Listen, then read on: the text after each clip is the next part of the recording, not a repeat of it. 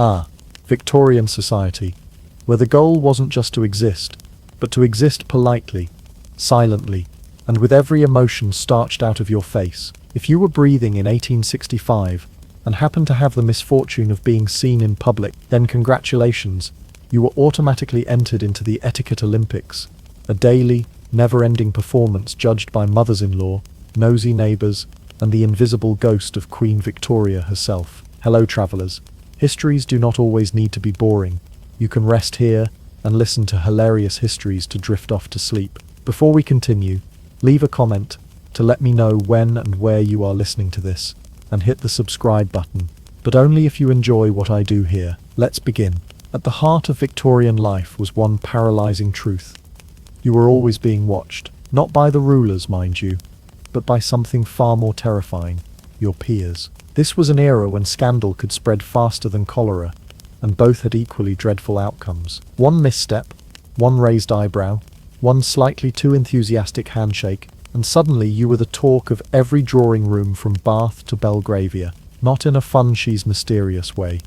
More like, did you hear she ran in public, dear God? Being proper wasn't just encouraged, it was a full-time job, especially for women. The Victorian ideal was to be elegant, graceful, and entirely unproblematic. That meant no loud voices, and heaven forbid, no actual personality showing through. Picture trying to get through life while constantly asking yourself, is this gesture too enthusiastic, or will this facial expression cause someone to faint with offense? That was daily life. Even things that seem innocent to us, like laughing too hard, gesturing with your hands, or making direct eye contact with the wrong person, could label you as uncouth, or worse, unladylike. For men there was slightly more wiggle room, but not by much. You had to be chivalrous, but not too familiar. Confident, but not arrogant. Respectful, but not cold. If you couldn't strike the perfect balance, you might as well retreat into the countryside and start writing poetry about moss. Now, here's the kicker. Most of the rules weren't even written down. There were etiquette guides, sure, enormous ones, with cheerful titles like The Habits of Good Society or Manners for Men, but these only scratched the surface. The real rules? Those were passed down like secret codes between the well-bred and the socially lethal. Did you know that visiting hours were a minefield? You couldn't just drop by. A morning call was expected between 3 and 5 p.m. Yes, that was afternoon, but still called morning because logic. Stay too long, and you were rude. Stay too briefly, and you were cold. Don't sit before the hostess. Don't compliment the room too much, or it sounds like you're mocking her wallpaper choices. And whatever you do, don't bring up the Irish question over tea. It was a delicate dance of subtle cues, vague expectations, and perpetual judgment. In short, Victorian society functioned like an anxious high school clique, powered by tea and suppressed emotion. Ironically, in a society obsessed with maintaining a spotless image, the thing people feared most was not actually doing something wrong, but being suspected of doing something wrong. Scandal didn't need evidence, just a whisper, a glance, or an ambiguous letter that might have been folded a little too lovingly. A woman being seen alone with a man in a carriage, scandalous. A gentleman walking with a lady and not crossing the street to avoid a puddle for her, scandalous, and possibly sociopathic. You could be socially ruined just by being adjacent to someone else's poor manners. Guilt by association. Victorian edition. This constant fear of impropriety led people to live cripplingly self-conscious lives. Every movement had to be calculated, every statement pre-tested for potential landmines. Your public identity wasn't just part of who you were, it was the entire performance, and if the mask slipped, even for a moment, you were in danger of becoming a cautionary tale in someone else's dinner conversation. While the Victorians didn't have clinical terminology for it, what they did have was a culture that all but guaranteed chronic social anxiety. In fact, the mental strain of being proper led to an uptick in mysterious nervous illnesses, particularly among women. Terms like female hysteria, nerves, and melancholia often had less to do with actual medical issues and more to do with the emotional whiplash of never being allowed to be human. Imagine going through life unable to sneeze, trip, sigh too loudly, or even express mild irritation without worrying it might get you blacklisted from a charity ball. Well, that's the kicker. It was all for appearances. In a rigidly class-based society where social climbing was an art form, the ability to perform propriety was often more important than actually being a good person. It wasn't about kindness. It was about polish. It wasn't about honesty. It was about surface-level perfection. In essence, Victorian etiquette was the world's most elaborate game of pretend, with high stakes and very few winners. Those who managed to play the game flawlessly were rewarded with admiration. Those who didn't, reduced to whispers, exile, or worse, being described as unusual. So the next time you're panicking over a typo in a text, remember at least you're not a Victorian woman worrying that your ankle flashed when you stepped off a carriage. Now that was a real crisis. In the Victorian era, sitting wasn't just sitting. Oh no, it was a delicate art, a public performance, and a test of moral character, all rolled into one dainty movement. If you thought taking a seat was a neutral, no-brainer action, then congratulations. You've never attended a 19th century dinner party where the act of crossing your legs could lead to social exile. To sit like a proper Victorian was to declare your class, your upbringing, and your marriageability, all with your backside. And God help you if your posture suggested you had thoughts, or worse, comfort. Let's start with posture, because in Victorian society, slouching was practically a crime. A straight back wasn't just good for your spine, allegedly. It was a sign of discipline, moral fortitude, and proper breeding. Think of it like wearing a status symbol. But instead of jewelry, it was your vertebrae doing the heavy lifting. Women were especially under scrutiny. A young lady had to glide into a room, gently lower herself onto a chair, and perch on its edge like a porcelain figurine, afraid of gravity. The idea was to never fully relax, because relaxing suggested you were either lazy, lustful, or possibly French. And let's not forget the corsets, which didn't exactly allow you to slouch even if you wanted to. These tight-laced contraptions forced women into a posture so stiff they made ironing boards look flexible. So in a way, the correct sitting posture wasn't so much chosen as it was engineered by a bodice with a grudge. If you were a Victorian woman and found yourself in a social setting, there was one universal truth: don't cross your legs. Ever. Not at the ankle, not at the knee, not even if you're freezing and trying to conserve body heat like a respectable human penguin. Why? Because crossing your legs was considered seductive. It revealed the outline of your calves, which, in this era, were basically scandalous, softcore material. A glimpse of a turned ankle or a defined shin could send some poor chap into a moral spiral, and possibly straight to the fainting couch. Instead, women were taught to sit side saddle, even on chairs, knees together, ankles side by side, and feet angled delicately to the side, like they were trying to avoid direct eye contact with the rug. It wasn't comfortable, but that wasn't the point. The point was to look like you weren't having any fun. That meant you were doing it right. Now, gentlemen had slightly more freedom when it came to sitting, but even they couldn't just plop down wherever they wanted. A proper Victorian man had to sit with decorum. That meant back straight, knees apart at a respectable angle,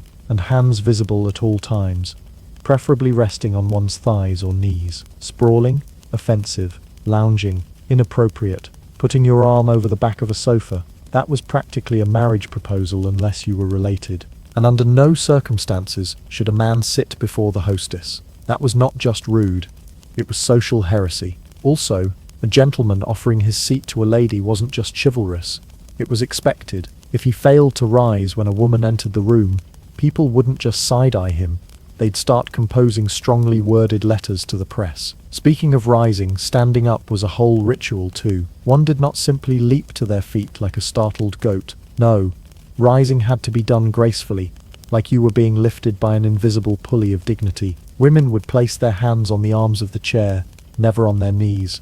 Too suggestive.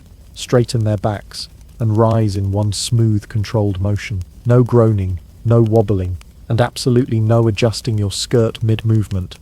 That might reveal a crease, and we simply cannot have that. Men, meanwhile, were expected to rise every time a lady entered or exited the room, no matter how many times it happened. If she forgot her fan and came back 3 times, tough luck. Rise every time. Your thighs were now part of the etiquette system. For women, a proper curtsy was also an essential part of the sitting-standing continuum. Executing it correctly was like a secret handshake among the well-mannered. Too deep, and you looked like you were mocking royalty. Too shallow, and you were being disrespectful. The ideal curtsy hovered somewhere between elegant respect and knees-buckling surrender. You'd dip just slightly, head tilted down, with one foot sliding behind the other, hands out gently at the sides like a ballerina who also pays taxes. Do it wrong, and someone's aunt might faint. Even the furniture had expectations. Certain chairs were designated for specific social ranks. The hostess's chair, off limits. The best chair in the room, for the oldest or most esteemed guest. Sit there without invitation. And you might as well challenge someone to a duel. Guests often waited to be assigned a seat, lest they accidentally occupy a spot meant for a clergyman. Or horror of horrors, someone with a title. It was a seating chart without the chart. A deadly game of don't sit there, hosted nightly in parlours across England. So yes, sitting down in the Victorian era was a full-body test of social survival. You weren't just taking a load off, you were navigating a minefield of etiquette, performing a ballet of class signals, and making sure your knees didn't seduce anyone. The next time you flop onto a couch in sweatpants, take a moment to thank your ancestors, and maybe pour one out for the poor Victorian girl who sat too comfortably and was never invited back to tea. If you ever find yourself time-travelling to Victorian England, you might think the biggest threats to your social survival would be poor table manners or forgetting someone's title.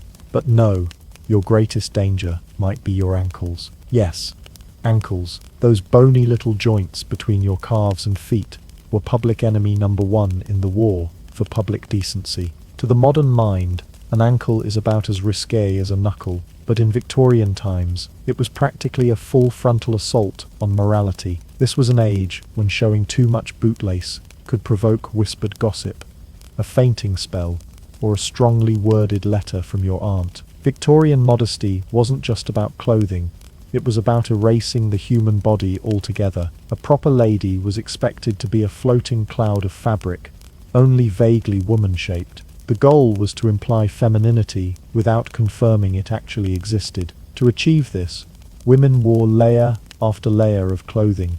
Drawers, camise, corset, crinoline, petticoats, plural, underskirts, overskirts, bodice, and sometimes a bustle, just in case you wanted your backside to resemble an extremely polite shelf. But even under all that, ankles were a red line. Why? Because they were just exposed enough to be imagined. And imagination was dangerous business. Better to hide everything and pretend legs were a myth. An accidental flash of ankle while stepping out of a carriage could ruin a woman's reputation, not her career, not her marriage, her entire existence. You might as well have handed out risque postcards of your shins. Even worse, doing it on purpose. If a woman dared to hitch up her skirts while walking through mud, revealing even a sliver of stocking, she risked being branded as fast, brazen, or the dreaded immodest. This was the 1800s equivalent of getting caught posting thirst traps. The irony, of course, is that while upper-class men were supposed to be paragons of restraint, they obsessed over ankles like teenagers with a footnote fetish. The forbidden nature of the ankle only made it more tantalizing. It wasn't just a joint, it was a gateway scandal. This ankle obsession spilled into popular culture too. In certain stage shows, especially pantomimes and dances, women were allowed to reveal just a little more leg. That meant you could glimpse an ankle on stage, and the audience lost their minds. People bought tickets to see what amounted to calf-based smut. There were even moral outcries about how the theatre was corrupting young men with all this ankle-based temptation. Society had clearly decided the thigh might be a weapon, but the ankle was an assassin. To protect their reputations and their modesty, Victorian women armed themselves with an average of 5 to 7 petticoats. These heavy, swishing layers didn't just create the famous bell-shaped silhouette, they also acted like fabric force fields, shielding ankles from even accidental exposure. And let's talk about hemlines. A respectable woman's skirt was expected to brush the tops of her boots, never ride up, never flap in the wind, and certainly never reveal the skin beneath. This led to weirdly specific fashion advice, like choose heavier fabric for windy weather, lest your person be revealed. Shoes were another battleground. Victorian boots were delicately buttoned up the side, often made of leather or satin, with just a tiny heel, They were meant to be practical but not eye-catching, fashionable but not flashy. Showing off a decorated boot in public was one thing, but removing your boots in mixed company, scandalous. There are stories of women sleeping in their boots during long train rides just to avoid being seen unshod by male passengers, because apparently a glimpse of bare instep was the 19th century version of inviting sin to tea. Men, naturally, were not held to the same leg-based moral code. Their trousers went all the way down to the ground. No scandal there. If a man tripped and exposed his ankle, just an accident. If a woman did the same, a character flaw. This double standard ran deep. Victorian society thrived on the notion that women were delicate moral vessels whose ankles could unhinge the entire moral compass of a neighborhood. Meanwhile, a man could climb into a muddy carriage with his boots on the seat and still be considered a gentleman, possibly even more of one. Honestly, not really. But in a society that made nearly every part of the female body taboo, even the smallest visible detail took on outsized meaning. Ankles were one of the few parts of a woman's form that could accidentally be glimpsed, and that potential alone made them scandalous. It wasn't about the ankle itself, it was about control, reputation, and the idea that a woman's worth was tied directly to how much of her body she could successfully pretend didn't exist. So the next time you're throwing on sandals without a second thought, take a moment to appreciate your freedom, because if you'd been a Victorian woman, one wrong step could have sent the local vicar into a spiritual crisis, and all because your ankle had the audacity to exist. In the Victorian era, conversation wasn't just a way to communicate, it was a tightrope walk over a pit of social doom, performed in gloves and with a forced smile. While we might think of small talk today as mildly annoying, back then it was an entire art form, governed by enough unspoken rules to make a courtroom transcript look casual. Saying the wrong thing could ruin your reputation. Saying anything could be seen as overstepping. Honestly, in most cases, your safest bet was to say nothing at all, smile faintly, and hope your silence made you seem mysterious instead of malfunctioning. Let's start with the most basic rule. If you were a woman in polite company, you were not to speak unless spoken to. You could be intelligent, witty, and well-read, but if no one addressed you directly, you were expected to sit there and radiate polite energy like a human fern. This wasn't about shyness, this was about decorum. Outspoken women were often branded as forward, improper, or the ultimate insult, blue stockings, a term for bookish women who, heaven forbid, had opinions. If you piped up during a man's story or corrected someone's incorrect Latin, you weren't seen as clever, you were seen as unmarriageable. Worse still, you might be whispered about. And we all know what whispers did in Victorian society. They destroyed lives faster than actual evidence. The goal of Victorian conversation wasn't to be interesting, it was to be appropriate. That meant no controversial topics, no strong emotions, laughing too hard was vulgar, no low subjects like illness, bodily functions, or labour. So what was left? Birds, the weather, the most recent charity gala. The fact that someone's cousin's friend's neighbour had acquired a new hedge maze. Imagine this. You're a young lady at a dinner party. A gentleman approaches. You're expected to exchange pleasant words while adhering to a complex etiquette matrix that includes not being too eager, desperation is unseemly, not being too aloof, you're not Queen Victoria, keeping your hands still, maintaining soft eye contact, no eye darts, no staring, smiling just enough to be pleasant, not suggestive. Now add this. Every other guest is listening. Not because they're nosy, though they are, but because social rank is currency, and everyone's watching to see if you just devalued your stock by giggling too loudly about the asparagus. In some social settings, such as formal dances or elaborate calling hours, participants used conversation cards, little pieces of paper where you could jot down who you'd spoken to, or schedule future dances. That's right, Victorian flirting was so bureaucratic, it came with paperwork. For those with social anxiety, this was both helpful and horrifying. On one hand, it meant you weren't obligated to freestyle your banter. On the other, it made each interaction feel like a job interview with extra lace. Here's a handy list of taboo topics that could tank your reputation faster than spoiled custard. Money. Mentioning it directly. Ghastly. Only discuss in metaphors or through inheritance rumors. The body, illness, and digestion were all considered too fleshy to discuss. Your feelings. Anything deeper than I'm well, Thank you. Risked making others uncomfortable. Scandal. Unless you were pretending not to know about it, then everyone would admire your restraint while secretly craving the details. It was a constant test. Be just interesting enough to avoid seeming dull, but not so interesting that people start to think you might be a person. While women were expected to be quiet, men were encouraged to talk, but in a very specific, dignified way. The ideal gentleman was well-spoken, well-informed, and impossibly boring. He was supposed to deliver opinions in measured tones, quoting poetry or recent parliamentary debates, with the express purpose of not sparking any actual discussion. If you asked a question or contradicted him, that was not done, unless you were also a man. And even then, tread carefully, lest the conversation take a turn and someone has to change the subject to ducks. In this elaborate social minefield, silence became a tool, especially for women. Being quiet wasn't a sign of shyness.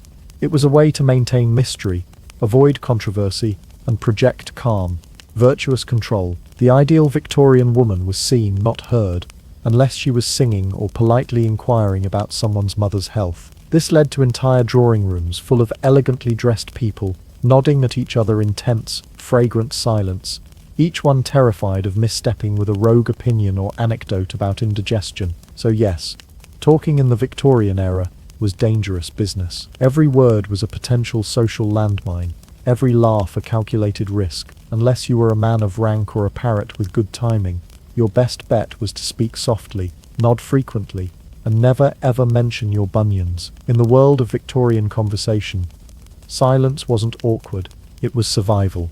Victorian romance was not for the faint of heart, or the direct of speech. In an age when even a compliment could be mistaken for a marriage proposal, flirting became a high-stakes game of charades, played with accessories, glances, and the occasional well-timed eyebrow twitch. Forget texting, forget meaningful conversations. In Victorian England, if you wanted to show affection, you had to do it through an elaborate series of gestures that made Morse code look casual. And if the person you fancied didn't speak the same body language dialect, tough luck.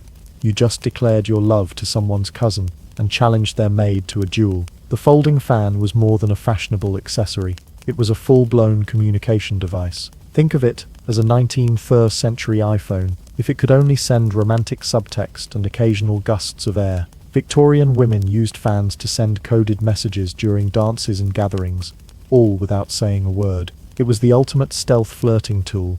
One flutter in the wrong direction, and you either seduced the right man or accidentally agreed to elope with the footman. Here's a sample of fan language in action. Fan held to the heart. You have my love. Fan opened wide. Let's chat.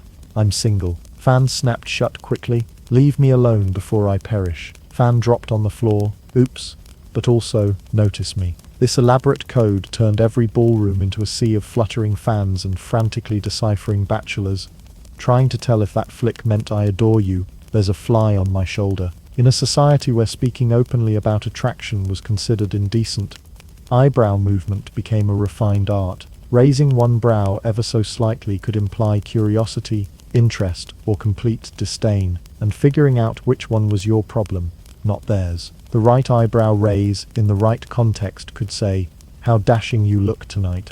I acknowledge your presence, but also the absurdity of your necktie. Let's engage in some deeply improper correspondence about hedgehogs." Eyebrows were especially useful in large gatherings, where speaking was impractical or forbidden. A quick arch across a crowded room could ignite the slowest burning flirtation in history, one that might eventually result in marriage 5 years and 17 chaperoned walks later. In Victorian England, touching someone's bare hand was basically third base. That's why gloves were not only fashionable, they were mandatory armor in the war against temptation. But gloves weren't just barriers, they were symbols. The act of removing a glove, especially slowly and in someone's direction, could send pulses racing. It meant trust, vulnerability, or at the very least, please notice I have dainty wrists, and I'm not afraid to reveal them. Men, too, engaged in glove flirtation, offering to pick up a lady's glove if she accidentally dropped. It was considered a gallant gesture, holding her glove in his hand while dancing, positively electric, and returning it with a slight bow, the Victorian equivalent of a full-blown proposal, or at least a long, emotionally repressed engagement. The parasol, while mostly used to block the sun, also functioned as a flirtatious semaphore. Common parasol signals included twirling the parasol slowly, I find you intriguing, resting it on the shoulder, I am open to conversation. Walking through the park with a parasol was a full-body performance. You weren't just avoiding UV rays, you were crafting a silent opera of attraction, choreographed in lace and passive aggression. Dropping a handkerchief wasn't just a clumsy accident, it was a power move. If a lady dropped her handkerchief near a gentleman, and he picked it up, the message was clear. We're now in a romantic subplot. Even how you used the handkerchief mattered. Dabbing your cheek delicately could express sadness, flirtation, or possibly hay fever. But in any case, it made you look delicate, which was basically currency. Some women embroidered messages into their handkerchiefs. Others sprayed them with perfume and left them strategically at parties, like scented love notes, disguised as laundry. Now, all of this non-verbal flirtation had one massive downside. Misunderstanding was almost guaranteed. A nervous girl might twirl her parasol while thinking about cake, only to accidentally propose marriage to the man across the street. A strong breeze could flap your fan just wrong, and suddenly you're rejecting Lord Grantham in public. Courtship was basically a minefield of bad aim, social pressure, and deeply coded gestures that required a decoder ring made of gossip and prayer. In Victorian society, saying, I love you, was simply too vulgar, but raising your eyebrow a quarter inch while dropping a glove and fluttering your fan in a northwesterly direction, positively scandalous, positively perfect. So if you're feeling bold today, forget the texts, pick up a fan, raise an eyebrow, drop a handkerchief with dramatic flair. Just be warned, in the wrong century, that might get you married. Welcome to the Mourning Olympics, where your sorrow had to be visible, color-coded, and perfectly accessorized. Points awarded for emotional suppression and extra dark crepe. The moment someone passed away, and we mean immediately, the mourning machinery kicked into gear, especially for women. The black wardrobe came out, the blinds were drawn, and any object that even vaguely resembled joy was banished to the attic. Wearing black wasn't a suggestion, it was a social obligation, and not just any black. Your mourning attire had to be matte, lifeless, and devoid of decoration. Shiny black silk, too festive, frilly trim, scandalous. The goal was to look like a grief-stricken shadow, not an emo fashionista.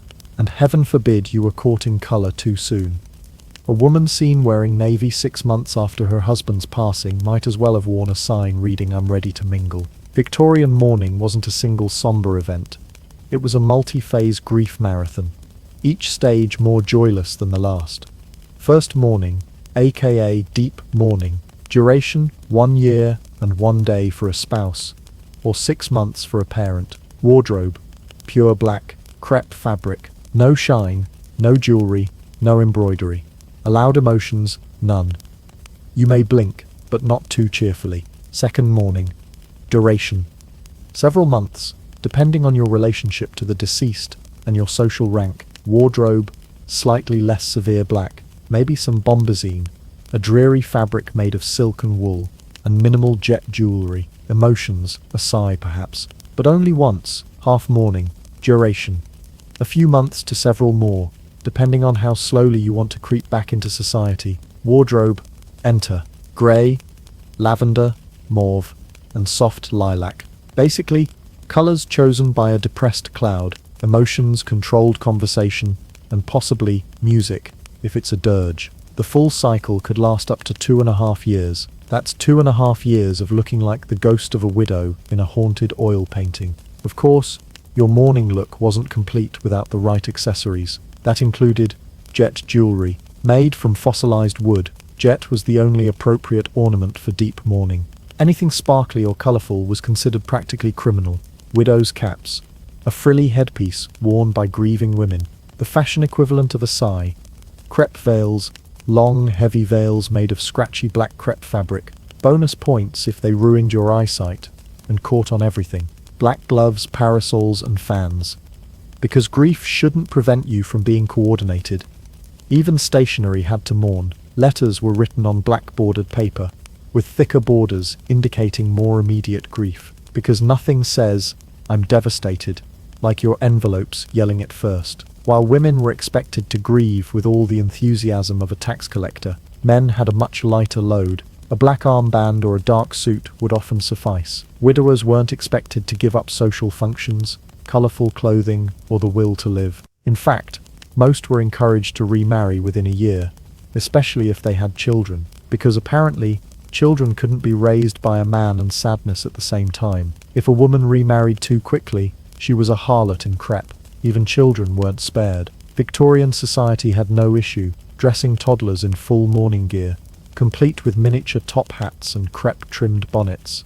The result? Family portraits that looked less like cherished memories and more like casting calls for ghost stories. Worse still, mourning clothes were expensive. Poor families often had to choose between feeding their children or dressing them in the emotional equivalent of soot. Social pressure ensured many chose the latter, because public opinion weighed heavier than hunger. Ironically, the longer and more elaborate your mourning, the more it signaled your virtue, and, let's be honest, your wealth. A woman who wore black for years showed the world not just her sorrow, but also that she had nothing better to do than mourn in style. Some widows wore black for the rest of their lives. It wasn't required, but it earned admiration, because what's more Victorian than being praised for never being happy again? The Victorian mourning ritual was a masterclass in turning personal grief into public theatre. There were rules for how long to be sad, what to wear while sad, and exactly how sad you could look depending on who died and how rich they were. So next time you're tempted to wear black for fun, remember, in the 1800s you'd better have a death certificate to back that outfit up. The Victorian dinner table, a place of roasted meats, silver spoons and pure social terror. In a time when conversations were regulated and grief had a dress code, mealtimes were no exception. If you thought dinner was a time to relax, eat and chat freely, then I regret to inform you, in Victorian England, dinner was less about nourishment and more about performing elite-level choreography with cutlery.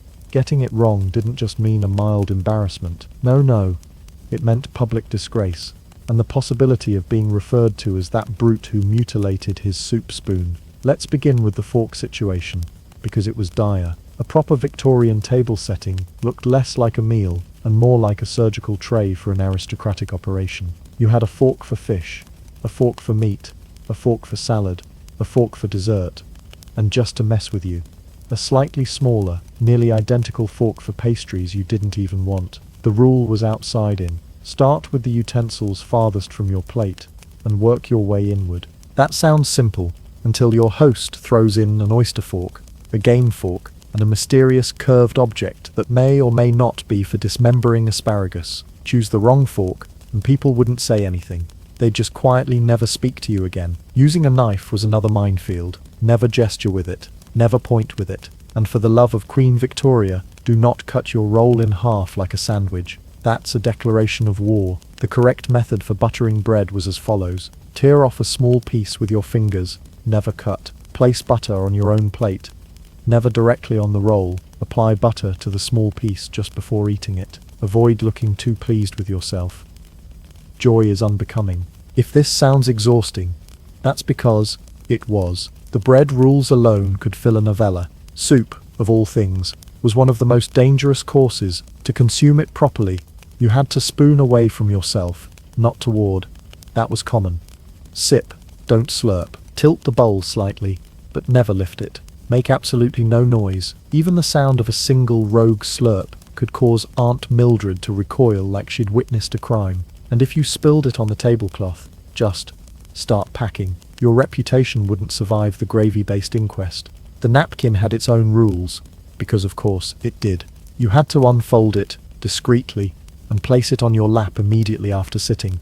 Never use it to blow your nose. That was uncivilized enough to get you written out of wills. If you needed to leave the table, fold it loosely and place it on your chair. When the meal was over, place it neatly beside your plate, not on it. On the plate was a culinary obituary. Napkin misuse wasn't just rude, it was a neon sign flashing peasant. By the time dessert rolled around, most guests were too emotionally exhausted to taste anything. But the rules kept coming. Use your dessert fork and spoon. Yes, both. Don't dig into anything. Cut delicate bites as if you're apologizing to the cake. Never lick your spoon. You might as well announce your intentions to overthrow Parliament. Serving others before yourself was also mandatory. If you helped yourself to the strawberries before offering them to the lady next to you, you might as well have set fire to the drapes. And let's not forget the pecking order.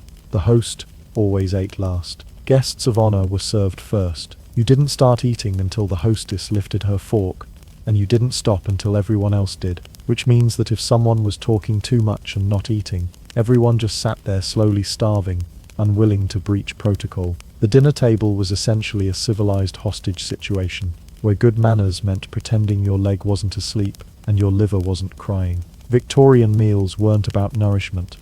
They were about demonstrating your elite ability to look hungry and bored simultaneously. A single slip, a wrong fork, a loud laugh, a reckless butter knife could ruin your evening, your reputation, and possibly your lineage. So if you're enjoying a casual dinner in stretchy pants, remember, in the 19th century, that would make you a barbarian king. A free, soup-slurping, bread-ripping monarch. In Victorian England, you couldn't just go for a walk. You weren't clearing your head, getting your steps in, or trying to shake off the 2 pints of gravy you had for lunch. No, walking, especially in public, was a socially calibrated, emotionally perilous, and fashion-forward strategic move, especially if a member of the opposite gender was involved. Forget swiping right. In the 19th century, a turn around the garden with a chaperone 20 paces behind was basically the Victorian version of, I think we might be in love now. One footstep too close, or a glance too long,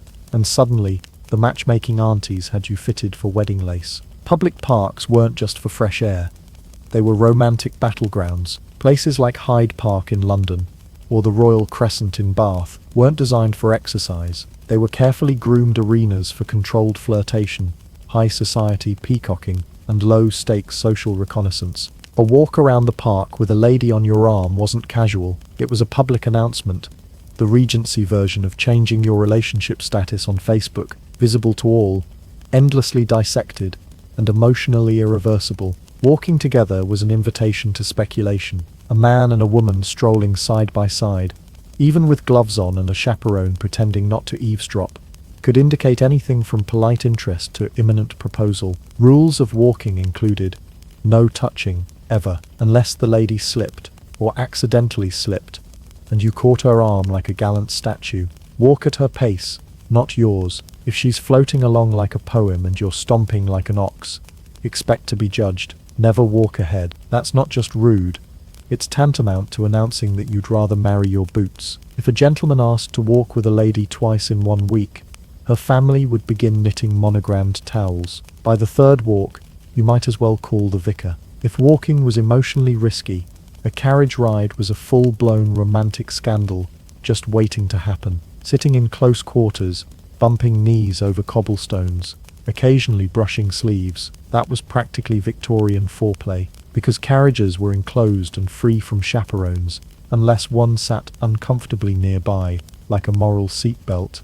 They were considered dangerously intimate spaces. You couldn't just offer a girl a ride, unless you were already courting, you had extremely good intentions, or you were willing to propose if the horse so much as sneezed suggestively. And of course, the seating arrangement mattered, facing each other, formal, sitting beside each other, bold. If a man sat so close his coat touched her gown, you could expect a flurry of letters from scandalized relatives by sundown. Social seating, in carriages, drawing rooms or park benches, was a battlefield of unspoken rules. Ladies always sat first. Elderly women had priority. The man sat only when invited, and sitting too close or too quickly could ruin everything. Even where you sat on a bench conveyed something. Opposite ends, casual, close enough to share a whisper, you're either engaged or about to be disowned. At parties, sofas were the flirtation hotspots. Sitting beside someone on a settee, particularly under a fern or near the fire,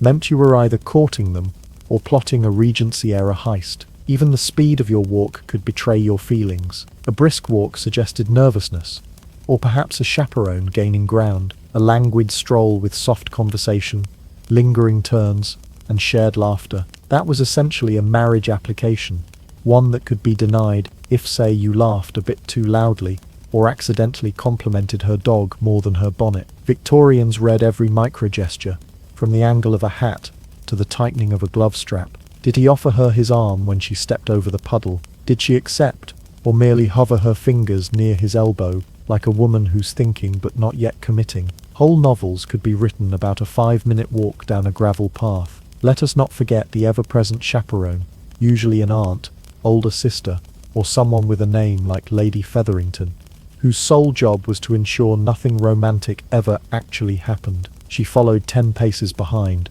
pretending to examine the shrubbery, but watching your every move like a hawk wearing lace. If your conversation drifted into personal topics, such as books, feelings, or dreams, she'd conveniently cough, trip, or suddenly need smelling salts. Her presence kept things respectable, though everyone involved knew it was more about delaying the inevitable engagement than preventing it. Walking in Victorian society was never about the walk. It was about signaling affection without ever saying it, inviting courtship without admitting it, and getting married without ever touching each other's hands. So the next time you go for a casual stroll in the park, holding hands and wearing sneakers, remember, in the 1800s, you'd already be planning a wedding, or a duel, or both. Victorian high society wasn't just about polished manners and soul-crushing etiquette for the elite.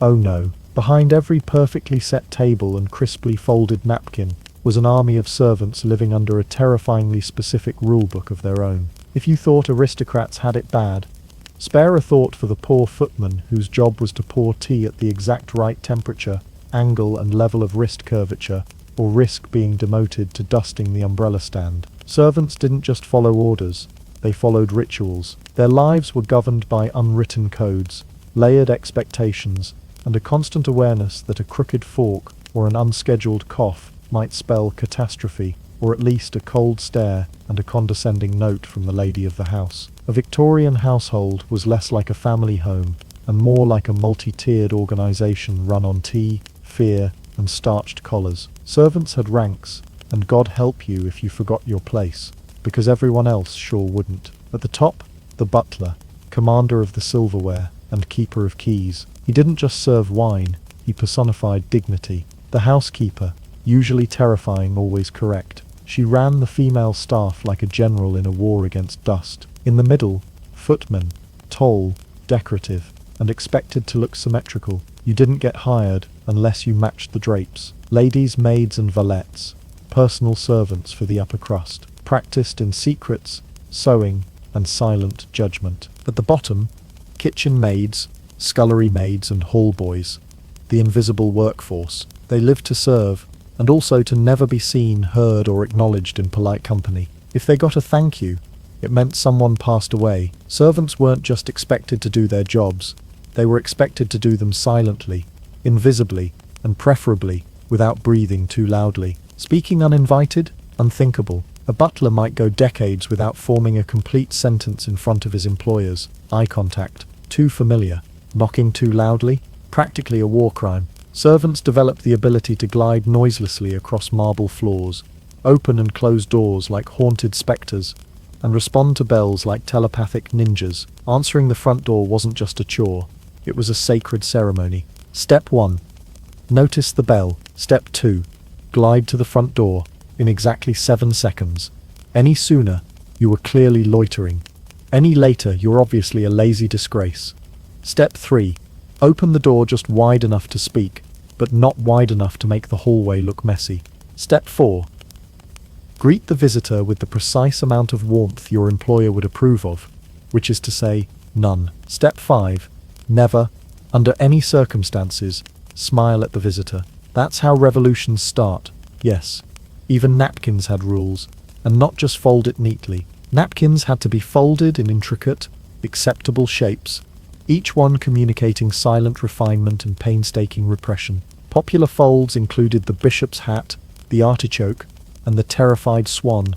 Okay, that one's unofficial, but still very real looking. If a napkin was slightly off-center, it could ruin the aesthetic harmony of the entire table, and possibly cause a scandal if the Duke's pudding spoon was misaligned as a result. Many households kept illustrated napkin folding manuals, because nothing says civilized like training your staff to twist linen into architectural monuments of grief. Serving dinner was not about bringing out the food, it was a ballet of precise angles, synchronized timing, and whispered trauma. Rules included: Serve from the left, clear from the right. Never reach across a guest. Never let the spoon touch the plate too loudly. Never spill a drop of gravy, ever. That gravy cost more than your monthly wage. All of this while wearing starched uniforms and shoes designed by people who hated comfort. And remember, no talking. If your sleeve brushed a lady's dress while refilling her glass, the cook would hear about it by sundown. Servants were not just expected to be excellent at their duties, they were expected to be invisible, anonymous, and endlessly available.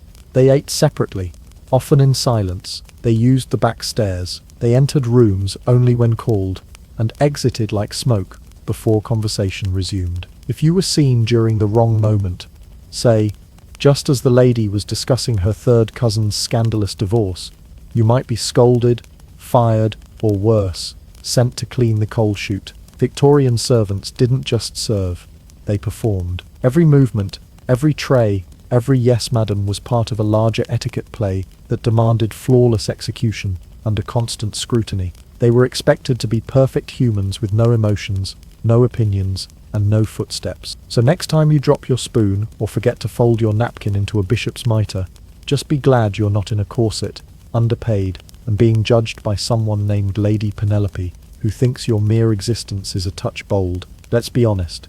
Victorian society was less a culture and more a full-time performance art piece, starring every man, woman, and tightly laced child in the British Empire. Every action had a script, every word had a tone, and every social gathering was like stepping on stage for a high-stakes play where the critics were also your in-laws. And while everyone on the surface looked calm, buttoned up, and elegantly bored, beneath those layers of crinoline, wool, and silent judgment, they were all quietly unraveling. Because there's only so long you can pretend that buttering a scone is a moral issue before your psyche starts to crack like an undercooked Yorkshire pudding. From sunrise to candle-snuffing bedtime, life in Victorian society was a carefully curated exhibition of how to not be seen feeling anything real. People didn't simply live, they curtsied, bowed, sipped, complimented, folded, and fainted their way through existence. Want to show affection? Learn the language of fans and hope your hand doesn't cramp. Want to mourn a loved one? Prepare for 2 years of grayscale cosplay and 0 smiling. Hungry? Better know which of the 14 forks says, "I'm not a barbarian," and if you're a servant, hope your soul fits inside a tea tray. It was a society where saying the wrong thing could get you ostracized, but saying nothing could get you accidentally engaged. An exhausting, round-the-clock performance where even the extras, aka the working class, had to memorize their cues. The Victorians were so obsessed with decorum that they invented the chaperone, a human alarm system, who existed to make sure young ladies didn't accidentally smile at anyone without a signed permission slip. You weren't allowed to walk alone, sit alone, or even exist romantically in someone's general direction without the watchful eye of an aunt or dowager looming like a bonnet-clad gargoyle. This constant pressure to impress, repress, and suppress took a toll. You couldn't grieve naturally, flirt honestly, or eat comfortably. It was social claustrophobia with corsets. No wonder people fainted so often. It wasn't the tight clothing, it was the psychological exhaustion. One misplaced spoon, one overly enthusiastic eyebrow, one laugh that wasn't sufficiently muffled. That was all it took to be the center of a scandalous whisper network that moved faster than the postal service and was twice as ruthless. Did you attend a ball in the wrong shade of lavender during half-mourning? Shame. Did you dance with someone 2 social ranks below you? Scandal. Did your servant serve fish with the meat knife? Exile. Maybe guillotine. Probably both. The social rules were so complicated that etiquette manuals became bestsellers, filled with delightfully intense advice like, never tilt your head while standing beside a duchess unless the barometer is stable. Everyone was so afraid of doing the wrong thing. They basically invented a culture of socially anxious pantomime. By modern standards, the Victorians were one nervous tea party away from mass hysteria. But of course, admitting you were mentally exhausted wasn't allowed. It was far more acceptable to quietly develop a mysterious affliction, like nervous melancholy, hysteria, or an unfortunate tendency to cry into embroidery. Doctors didn't treat stress with therapy. They treated it with leeches, walks in the garden, and strong opinions about one's colon. Women were routinely diagnosed with female trouble, while men were told to go fox hunting and stop feeling things. It was a society that demanded perfection and emotional constipation in equal measure, and unsurprisingly, people cracked under the pressure. Behind every lace curtain was a person quietly screaming into their monogrammed pillow. By the end of the Victorian era, cracks began to show. The Industrial Revolution brought modernity, world wars brought trauma, and the idea of drinking tea with your pinky out while your emotions dissolved inside a waistcoat started to seem quaint. The upper classes clung to etiquette as a status symbol, but middle-class exhaustion and working-class realism eventually steamrolled the need to know 14 napkin folds and 3 ways to exit a drawing room. People started wanting things like emotional honesty, mobility, and chairs that didn't double as torture devices. And when Queen Victoria finally passed on, so did her cultural stranglehold, though not without leaving behind a few legacies. We still whisper in quiet restaurants, still send thank you notes, and still pretend the phrase "with all due respect" isn't just a polite dagger. Victorian etiquette wasn't just a rule book. It was an entire lifestyle based on performance and anxiety, where the price of admission was your sanity and your comfort. Every move was calculated, every emotion muffled. It was a world that ran on appearances, social codes, and deeply repressed feelings about buttering bread. And somehow, millions of people did this every day, while looking calm, fashionable, and slightly dead inside. So if you've ever wondered why your great-great-grandmother's diary was filled with nervous poetry and cryptic apologies for using the wrong spoon, now you know. Before we get into silver-coated glass and bathroom selfies, we have to rewind way back to when humanity's only reflection was provided by the most generous, calm, and naturally occurring surface of all, a puddle, or maybe a quiet lake, or, if you were truly lucky and fancy, a still pond without ducks, ruining your face every 2 seconds. Imagine this: you're a Paleolithic human, covered in mud, wearing the same mammoth hide wrap for 6 months straight, and one day, you kneel beside a pool of water to drink. Suddenly, boom, there it is. A face. Your face. Or at least, something that looks vaguely like you if someone had smeared you with charcoal and regret. It's your first introduction to yourself, and your first instinct, probably confusion, possibly fear, maybe even love. Welcome to the dawn of human vanity. In that moment, early humans experienced something that would go on to haunt generations to come: self-awareness. And that's a powerful, dangerous thing. Before this moment, no creature really knew what it looked like. Sure, some animals react to their reflections. Cats swat at mirrors, birds attack them, and dogs try to outsniff their doppelganger. But humans? We took one look and said, "Wait, I'm kind of hot." Then we built civilization around the concept. The earliest mirrors, if we can call them that, were nothing more than smooth water surfaces. These primitive reflections only appeared under ideal conditions: calm weather, good lighting, and preferably no pebbles or frogs jumping in at the wrong moment. And while it may seem quaint to us now, these liquid mirrors were revolutionary. For the first time in history, people could inspect their own faces, not just their shadows, not their outlines, actual faces, with details, and thus began the great human tradition of overanalyzing one's nose shape. But there was a dark side to all this. Enter Narcissus, the myth, not the psychology term. Yet, Narcissus, according to Greek mythology, was a guy so absurdly good-looking that when he caught sight of his own reflection in a pool of water, he fell hopelessly in love with himself. He gazed and gazed, refusing to eat, sleep, or swipe left. Eventually, he died, either from starvation or from being too smitten with his jawline to notice the concept of time. In some versions, he turns into a flower, because nothing says tragic love story like becoming landscaping. The myth of Narcissus wasn't just a cautionary tale about vanity. It was also the ancient world's attempt to explain this strange new experience, seeing yourself and being deeply affected by it. The Greeks weren't the only ones enchanted by reflections. Many early cultures believed water's reflective power was mystical. Shamans and sorcerers in some indigenous societies used water to divine the future, connect with spirits, or peer into the unknown. Reflections weren't just visual, they were spiritual, prophetic, and slightly terrifying. And let's be honest, reflections are weird. You're seeing yourself, but not really. It's not how others see you.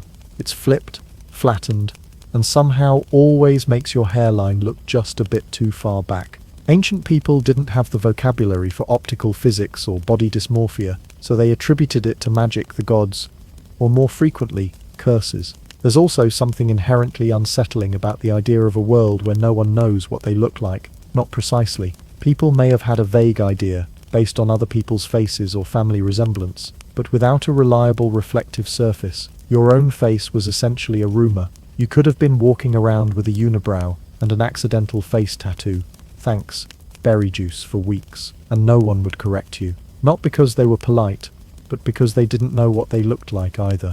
Eventually, as humans grew more curious, philosophical, and unfortunately self-conscious, the desire to see oneself more clearly grew stronger. Not just to admire, but to understand. Reflection became a metaphor for self-knowledge, for inner truth, and for moments of clarity. Even today, when someone reflects on something, the term owes its roots to these ancient water-gazing rituals. Of course, we've come a long way since using puddles as mirrors. Now we have high-def vanity setups with LED lighting and Bluetooth speakers, all designed to give us the most flattering, filtered version of ourselves. But in a way, nothing's really changed. We're still searching for something in that image: beauty, meaning, reassurance, or just the answer to "do I look okay today?" So yes, in the Stone Age, your mirror was a puddle. But that puddle was the birthplace of vanity, philosophy, and probably the first ever bad hair day. And Narcissus? He may have drowned, but he also gave us the original Instagram thirst trap,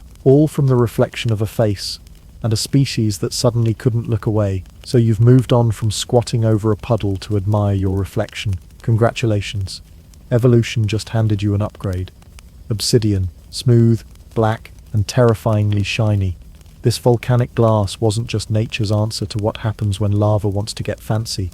It was also humanity's first step into mirror technology. And believe it or not, some people were literally staring into lava long before they figured out wheels. Let's rewind to around 6000 BCE, in what is now modern-day Anatolia, aka Turkey, back when it was more obsidian fields and fewer kebabs. Here, early humans figured out that if you took a chunk of naturally occurring volcanic glass and polished it like your life depended on it, you could see a very moody, very shadowy version of your face staring back. It wasn't crisp, it wasn't accurate, but it was enough to make people go, "Ah, yes, that's my eye." Possibly. These weren't your everyday items either. Obsidian mirrors took time, effort, and a decent amount of risk. Volcanoes aren't known for being chill, and the end result wasn't mass-produced by any means. They were rare, expensive, and highly symbolic. You didn't just keep one around to check if your nose was crooked. You used it for ceremony, status, and summoning vibes. Over in Mesoamerica, particularly among the Olmecs, Maya, and later, the Aztecs, obsidian mirrors took on an even deeper meaning. These civilizations were obsessed with time, gods, rituals, and the occasional heart removal, and mirrors played a role in all of it. Obsidian wasn't just glass. It was considered a portal, a divine interface, a cosmic Zoom call.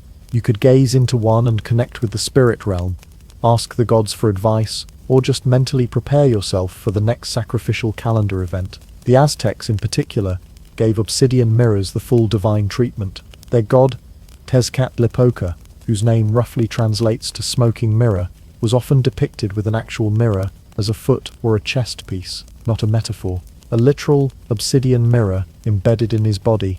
This wasn't your gentle, affirming beauty icon. Tezcatlipoca was a god of war, magic, and chaos. You didn't look into his mirror to check your bangs. You looked into it to face your fate, and maybe have an existential breakdown. And yes, that name wasn't just poetic. When polished just right, obsidian does give off a mysterious, smoky sheen, the kind that makes you question whether you're seeing yourself, your ancestors, or a warning to moisturize. No wonder these mirrors were used in divination rituals, where priests would gaze into them to predict the future or receive omens. Think of it like prehistoric scrying, except instead of crystal balls, they used volcanic leftovers and the heavy pressure of divine expectation. Now, if you're imagining people in feathers and gold robes dramatically staring into shiny stones while chanting to the heavens, you're not far off. In fact, some obsidian mirrors were so perfectly crafted, they were used not horizontally, like puddles, but upright and framed,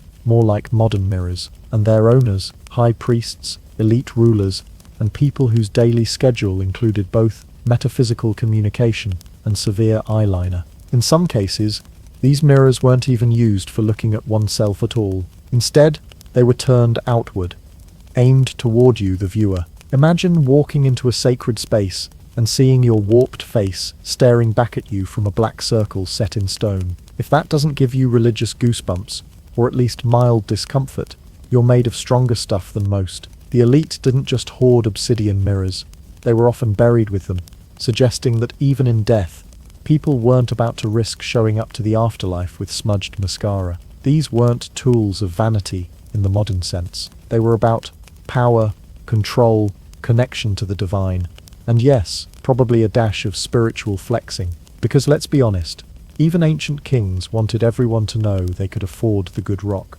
And obsidian wasn't just shiny, it was sharp, literally. The same material that made reflective surfaces was also used to make knives and scalpels. So while one piece of obsidian let you reflect on your place in the cosmos, the other could help you remove an enemy's liver. Truly a multitasking mineral. Of course, these early mirrors had their limitations. The reflection was dim, the surface could distort, and if you weren't used to seeing yourself in jet black glass, the first glance might make you think you were being haunted. Still, for thousands of years, this was the pinnacle of reflective tech, not to mention a powerful tool for intimidation, reverence, and soul-searching.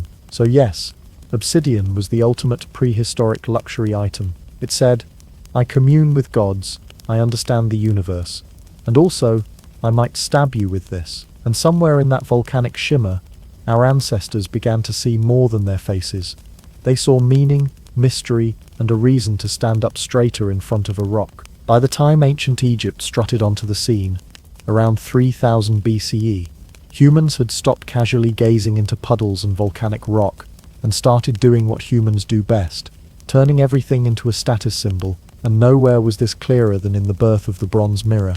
These weren't just tools, these were statements. If obsidian was mystical, bronze was fabulous. Let's set the scene. The sun is blazing down on the Nile Delta, palm trees swaying, and everyone who's anyone is strutting around in linen kilts with enough eyeliner to make a raccoon feel underdressed. Now enter the mirror.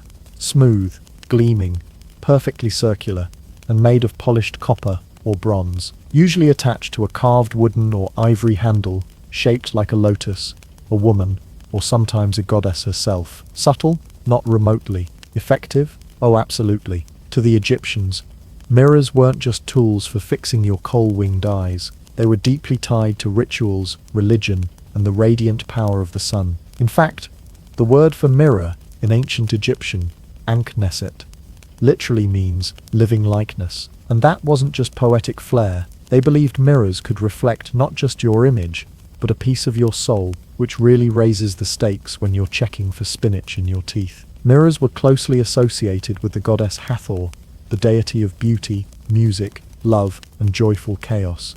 Basically the original fashion influencer. Many mirrors were ritually dedicated to her, carved with her face or symbols, as if to say, yes, I'm checking my contour, but it's also for religious reasons. These polished bronze discs didn't offer the crystal-clear reflection we're used to today. What you got instead was a slightly warped, yellowish version of yourself, with a built-in glow. Kind of like Instagram's first filter, but metallic.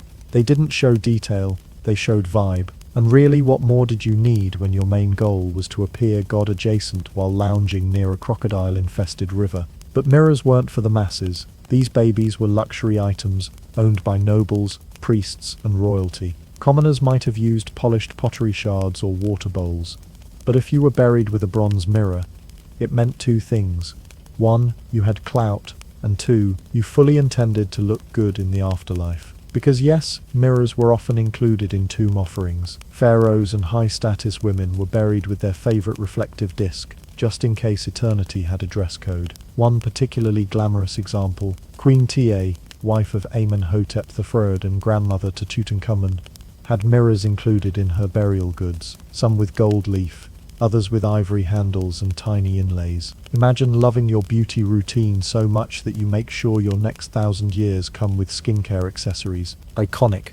These mirrors also played a role in daily rituals. In temple ceremonies, Priestesses would carry polished mirrors to reflect sunlight into sacred spaces, not just for illumination, but to channel divine energy.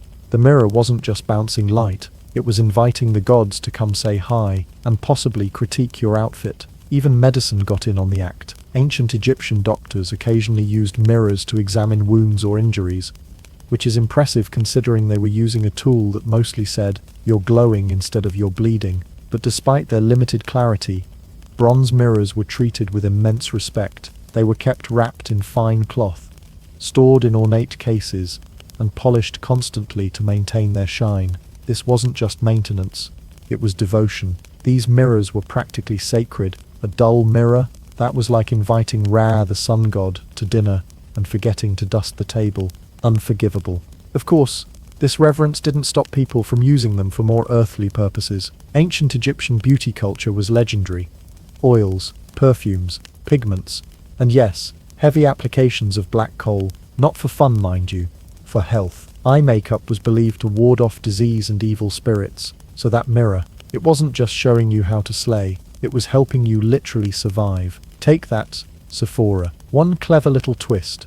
Egyptian mirrors were often dual purpose. You had the shiny side for your face, but flip it over, and the other side might be decorated with prayers, spells, or protective symbols. It was like having a compact mirror that whispered affirmations while reminding you not to anger any crocodile gods. And while we're here, gender roles didn't stop men from enjoying a good mirror moment. Noblemen in Egypt were just as likely to carry mirrors, style their hair, and apply scented oils with the same dramatic flair as their wives. Vanity wasn't feminine, it was civilized. If you didn't take pride in your appearance, were you even worthy of being mummified? In the end, Egyptian bronze mirrors were more than just fancy tools. They were portals of beauty, religion, and identity, reflecting not just what you looked like, but who you were, who you wanted to be, and who you hoped the gods would still recognize when your soul came knocking on eternity's door. Because when your afterlife involved navigating a river of crocodiles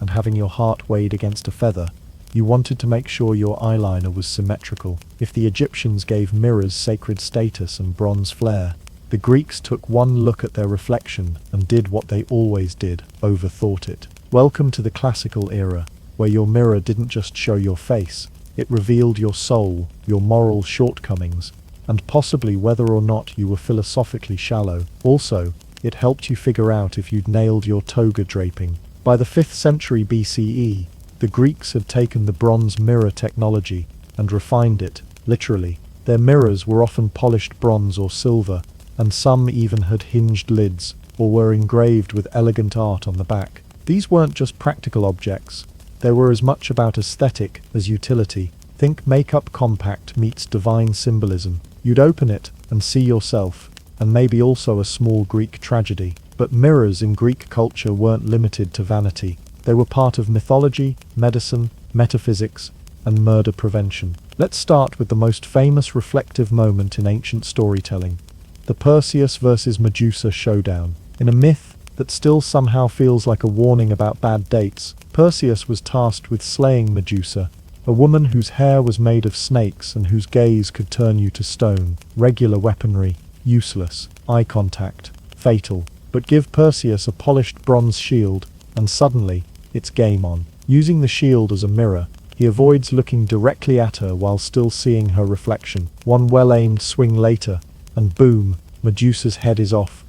Selfies are avenged, and the ancient world gets a lesson. Never underestimate a reflective surface in the right hands. This myth isn't just cool, it's symbolic. The mirror, or shield-mirror hybrid, represents the idea that truth and danger can be processed safely through reflection. A direct look, too powerful, but look indirectly, thoughtfully, and you gain understanding, and possibly a new pair of winged sandals. Meanwhile, back in non-mythical Greece, mirrors were getting attention from philosophers. Socrates, for instance, reportedly encouraged young men to look into mirrors not to admire themselves, but to contemplate whether their actions matched the face they saw, which, to be honest, is just a very Greek way of saying, don't be a jerk. Then there's Plato, who loved the idea of mirrors as metaphors. In his famous allegory of the cave, he doesn't use mirrors directly, but the whole thing is about shadows, perception, and reality. Basically one long TED talk. about reflections and whether we're all just blurry silhouettes trying to interpret a flickering truth. If Plato were around today,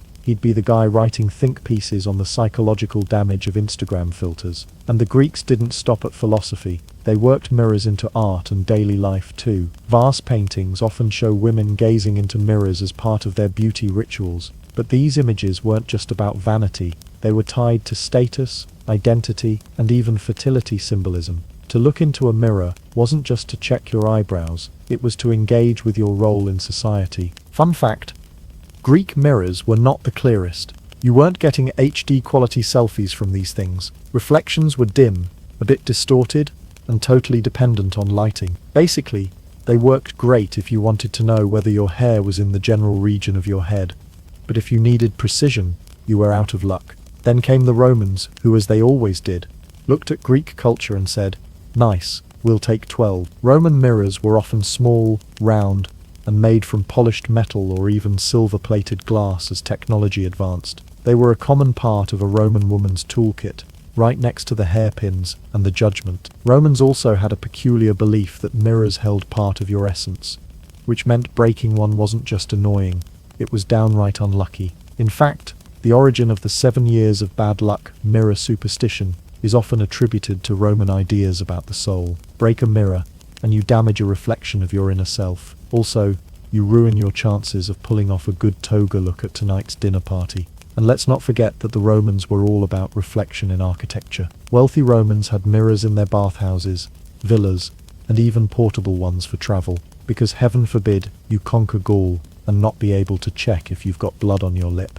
So whether you were an oracle, peering into a silver dish, a warrior avoiding deadly eye contact, or just some toga-clad guy trying to impress a symposium crowd, mirrors in the classical world were about more than appearances. They were tools of self-examination, spiritual symbolism, and the occasional monster beheading.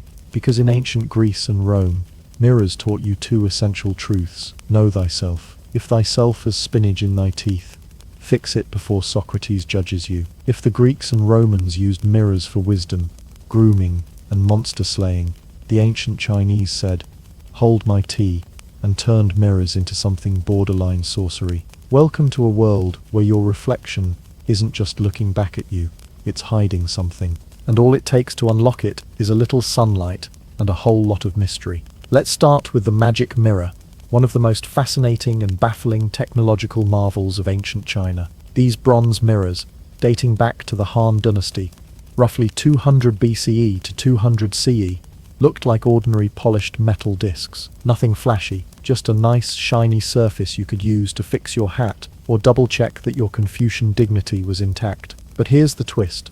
When sunlight hit the polished front and reflected onto a wall, the mirror would project an image that was engraved on the back. Imagine holding up a plain mirror, and instead of reflecting light normally, it suddenly casts the pattern of a dragon, a deity, or a cryptic poem across the room. No CGI, no lasers, just ancient optics and a level of craftsmanship so precise, modern scientists still raise their eyebrows at it. Naturally, this blew people's minds. You might expect a polite gasp, but this was ancient China. We're talking full-blown cosmic awe. These weren't just shiny discs anymore, they were objects of mysticism, used in rituals, divination, and maybe a little flexing at dinner parties. Because let's be honest, nothing says I'm in touch with the celestial order like owning a mirror that can summon a hidden tiger on your living room wall. So how did it work? Here's where things get delightfully nerdy. The mirrors were cast from bronze and polished to perfection on one side, while the reverse side was often decorated with symbols, script, or images. Somewhere in that process, probably during the polishing phase, artisans would subtly alter the thickness of the mirror's front. These minuscule distortions were invisible to the naked eye, but when sunlight bounced off them, the reflected light revealed the shape on the back of the mirror, projected forward like some ancient laser pointer from the heavens. This wasn't just clever, it was almost supernatural. Ancient scholars didn't know about wave interference or light scattering. To them, these mirrors were portals.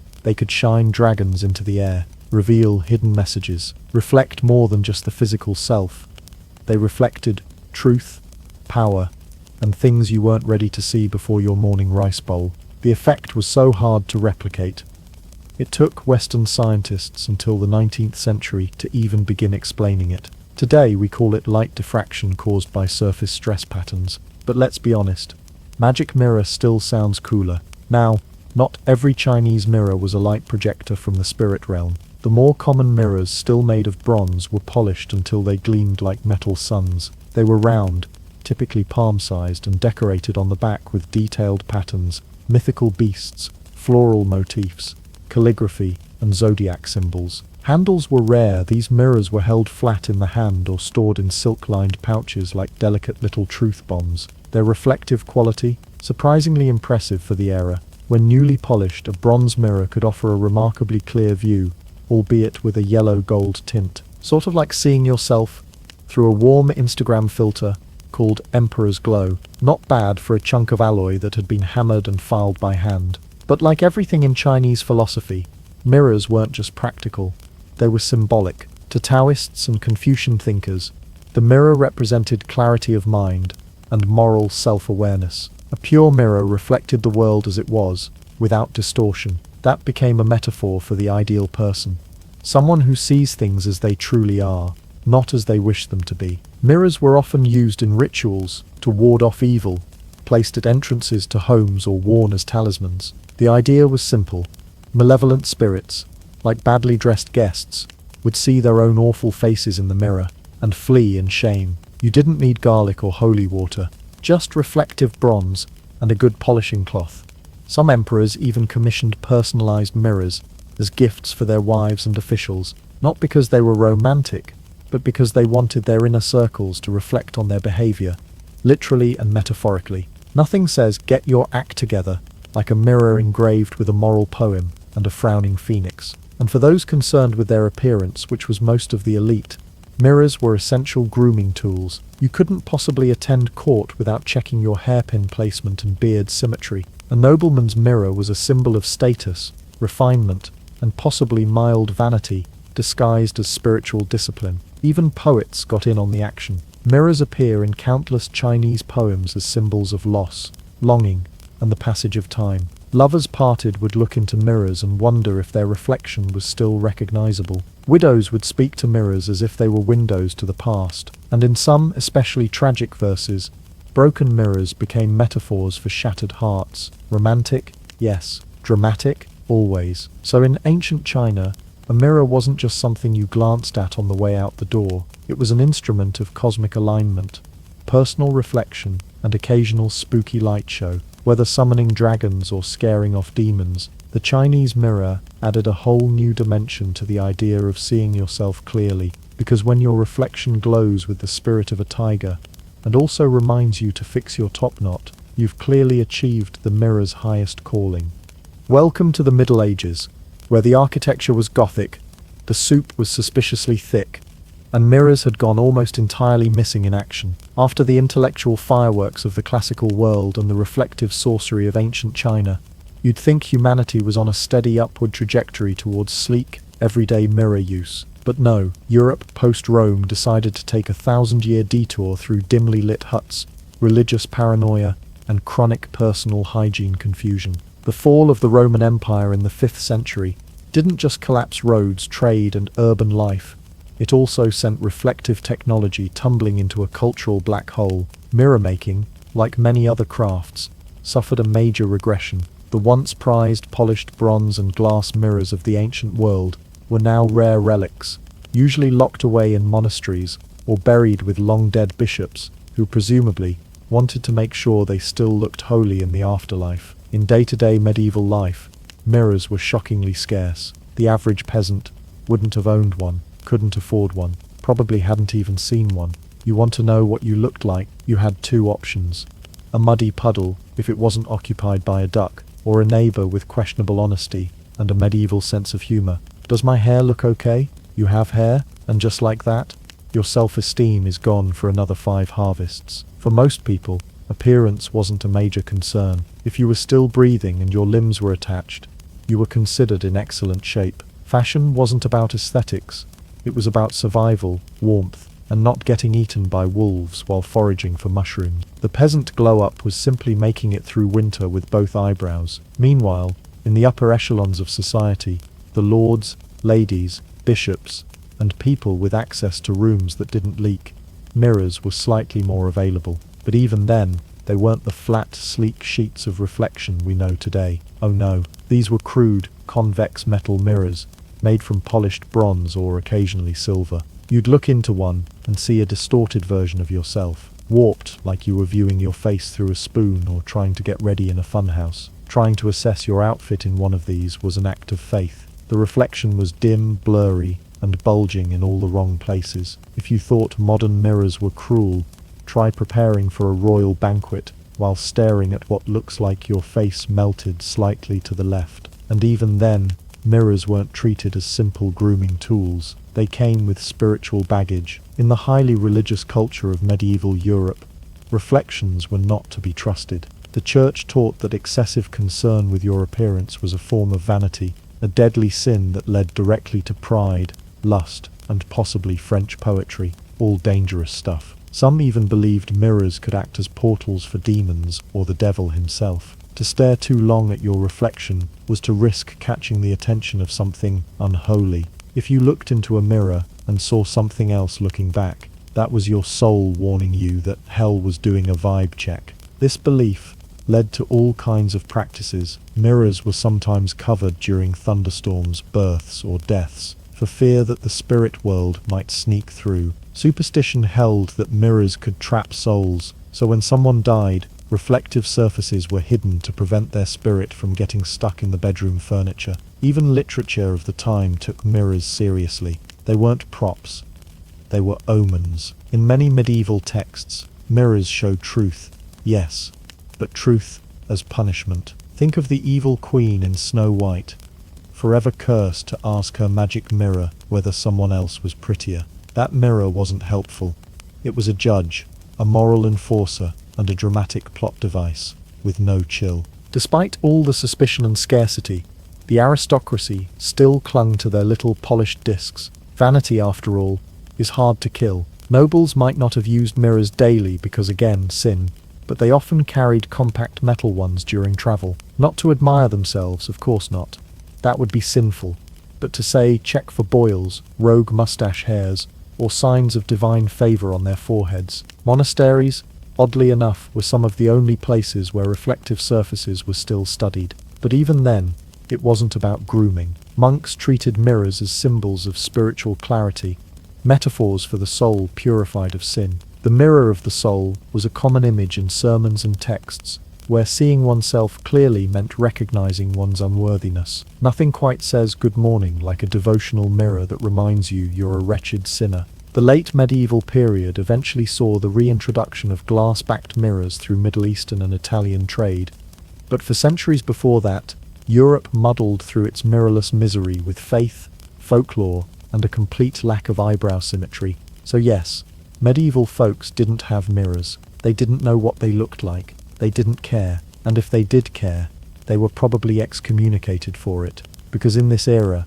if you were still alive, that was your glow-up. Everything else was vanity, or witchcraft, possibly both. By the time the Renaissance rolled around, Europe was finally dusting itself off from its long mirrorless medieval gloom, and saying, you know what, I'd really like to see myself not warped like a lopsided potato. And as with many good things in life, lace collars, spicy intrigue, and shockingly dramatic church music, the solution came from Italy, more specifically, Venice. If mirrors were rare, murky, and spiritually suspect in medieval times, the Renaissance flipped that on its powdered wig. Suddenly, reflections were in vogue. Wealthy elites didn't just want to feel important, they wanted to look important, and preferably with sharp cheekbones and no molten bronze distortion. Enter the Venetian glassmakers of Murano Island, a secretive, elite group of artisans who would change the mirror game forever. Let's back up for a moment. Venice,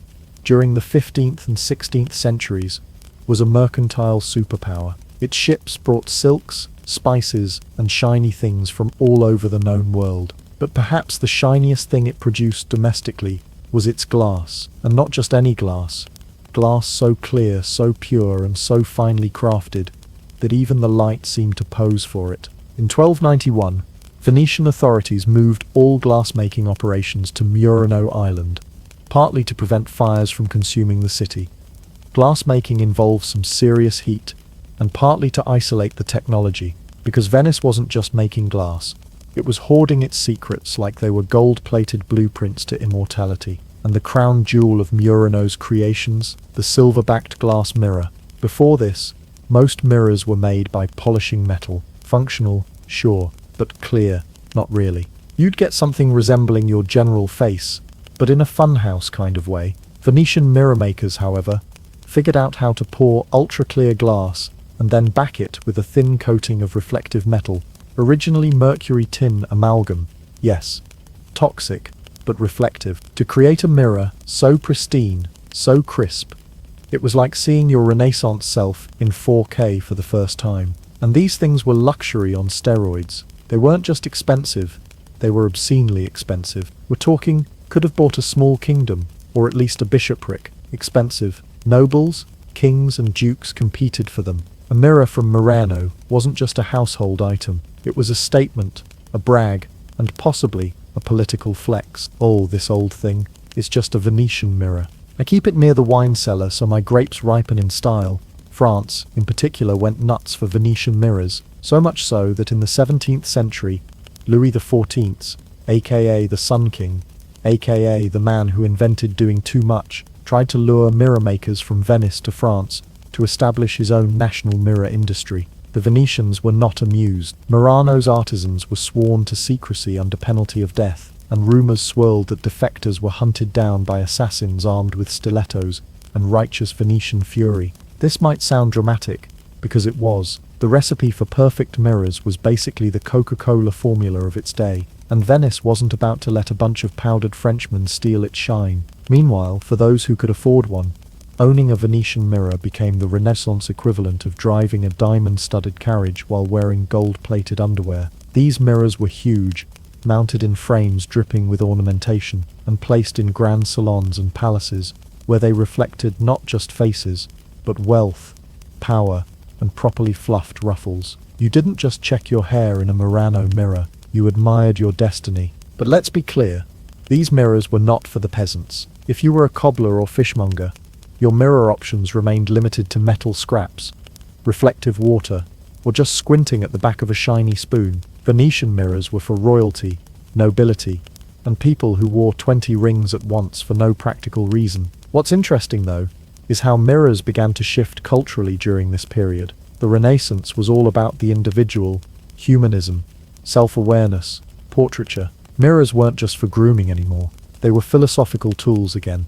But this time, focused on the emerging concept of the self. Artists began painting mirrors into their works to symbolize introspection, vanity, and sometimes divine light, or to show off their studio, because nothing screams "I'm good at perspective" like sneaking yourself into a shiny background. Even women, who'd long been accused of sinful vanity just for existing with eyebrows, began to be depicted in paintings holding mirrors, not as temptresses, but as refined individuals engaged in self-reflection. Literally, the mirror had begun its climb from mystical relic to moral teacher to full-on household staple. And the Venetians, they just kept polishing, crafting, and charging through the nose for their shiny secrets. It wouldn't be until much later, with the invention of new techniques in France and Germany, that mirror making would finally become accessible to the middle class. But for now, in the high tide of the Renaissance, the mirror was still an elite treasure, a window to the soul, and a very flattering one, if your candlelight was set just right.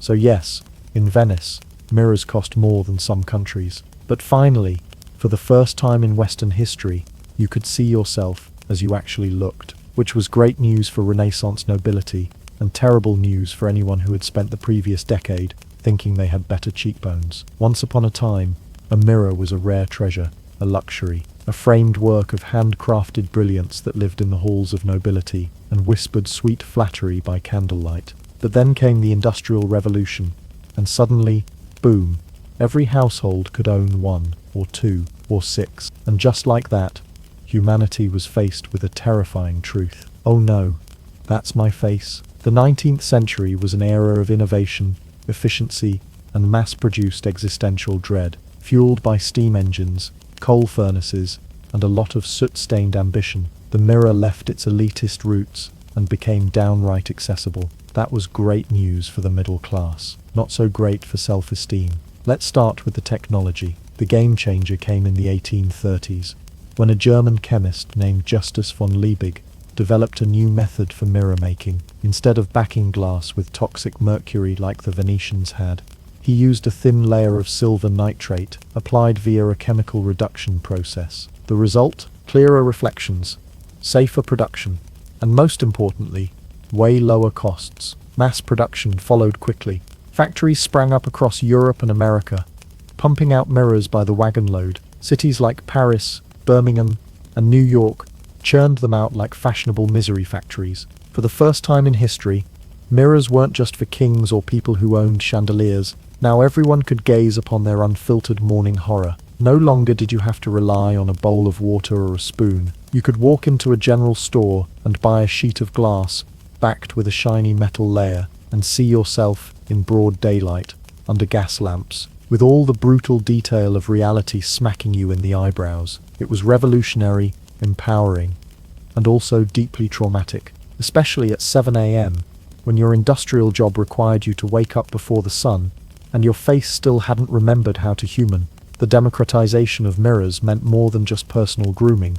It was a cultural earthquake. For the first time, the middle class had the tools to become self-aware in a way previously reserved for royalty and portraits. People began obsessing over their appearance. Magazines popped up with beauty tips, fashion standards tightened, and suddenly, everyone from school teachers to shopkeepers knew what they really looked like when they frowned, smiled, or aged. It was thrilling and horrifying. Previously, your idea of your face was based on rough descriptions from your spouse, biased compliments from your grandma, and whatever you could glimpse in puddles. Now, you could stare directly into your own pores and wonder whether your forehead lines were developing opinions of their own. Cue the rise of cosmetics, grooming guides, and mirrored furniture. Bedrooms, parlors, and powder rooms became reflection zones, complete with dressers that offered a 360-degree view of your mistakes. You could now spend hours perfecting your mustache, readjusting your bonnet, or poking at that weird thing on your cheek that may or may not be alive. The mirror became an object of routine anxiety. Husbands stared into them, wondering if their sideburns were lopsided. Wives wondered if they were still youthful enough to be accepted by polite society. Children practiced smiles, and everyone eventually had the crushing realization: I look much better in my head. As manufacturing improved, mirrors got bigger and cheaper. By the late 1800s, wall-length mirrors and folding vanity mirrors became standard in middle-class homes. Department stores used them liberally, both to flatter customers and help them buy more clothes they didn't need. Fitting rooms were born, which meant for the first time you could try on a jacket and instantly regret every biscuit you'd ever eaten. The mirror became a symbol of progress, a shiny badge of middle-class success. Having one meant you had made it. Having multiple meant you were practically gentrified. But there was a darker side too. As mirrors became ever more ubiquitous, they also contributed to rising anxieties about appearance, especially among women. Victorian beauty standards were notoriously rigid, and now, with mirrors everywhere, you had nowhere to hide. Society increasingly equated outer beauty with inner worth, and the mirror, once a tool of mystery and philosophy, was now a judge, jury, and self-esteem executioner. People began adjusting their identities to match their reflections. A crooked nose became a flaw. A mole was a blemish. Wrinkles were now problem areas. In the age of mass mirrors, the world didn't just see your face, it told you what was wrong with it. As if mirrors weren't stressful enough, the late 19th century brought an even crueler innovation: the camera. Now people could see themselves not just in the mirror, but preserved forever in photographs. And unlike the mirror, which could be lit kindly and ignored on a bad day, photographs were a permanent reminder that your best angle might not exist. Suddenly, mirrors were everywhere, but so was the urge to measure up, to an ideal, to others, to yourself, from last Tuesday when your skin looked marginally less haunted. And yet, even with all the horror and disappointment, people kept buying them, because mirrors had become part of the modern experience. They were no longer mystical or elite. They were mundane, intimate, and unavoidable. Everyone had one, and everyone had at least one moment a week where they stared into it and said, "Really? This is what we're doing today?" because with mass production came mass ownership, and with mass ownership came mass disillusionment. The good news? You could now check your appearance every day. The bad news? Now you had to. Somewhere along the journey from luxury object to bathroom essential, the mirror stopped being just a thing you used to check your collar and started becoming something far more sinister, a tool of psychological warfare, not thrown at enemies. No, this wasn't physical violence. This was the mirror quietly ambushing you at your weakest, showing you your tired eyes, and then for extra spice, unlocking memories of your most embarrassing middle school moment. A glint of silver, and suddenly you're spiraling into an emotional crisis, because your reflection looks a little more local cryptid than put together adult. Psychologically speaking, mirrors do something peculiar to the human brain. They make you aware of yourself, perhaps too aware. You're not just seeing your face, you're seeing your identity, and sometimes that identity is flaring with insecurity, self-critique, or the memory of a haircut that never should have happened. According to developmental psychologists, humans start recognizing themselves in mirrors around 18 months old. It's considered a milestone of self-awareness. In other words, the first time you realize that little gremlin in the mirror is you, something profound happens. You develop the concept of self. Cute, right? Until that self starts comparing itself to literally every other self in existence. Freud, as you might expect, had thoughts about mirrors. Of course he did. According to psychoanalytic theory, mirrors can stir up all kinds of subconscious tension, especially when it comes to the ego. The mirror reflects how you think you look versus how you want to look. It throws your image back at you, without mercy, without filters, and without the kind of gentle reassurance your dog gives you when you're having a rough day. And let's face it, no mirror has ever offered a compliment. It just stands there, cold, silent, judgy, like a therapist with no couch, only fluorescent lighting. That explains why mirrors show up so often in horror stories, folktales, and urban legends. There's something inherently unsettling about being watched by your own face. One of the most infamous examples is the classic sleepover summoning, Bloody Mary. Say her name 3 times into a dark mirror, and boom, demonic face, trauma for life, and a deep distrust of reflective surfaces. Whether you believed in it or not, chances are you still checked the mirror a little too quickly after, because the horror isn't just about ghosts. It's about the possibility that your reflection could act independently, that it could betray you, that it could do something you're not doing. Culturally, mirrors are often loaded with symbolism.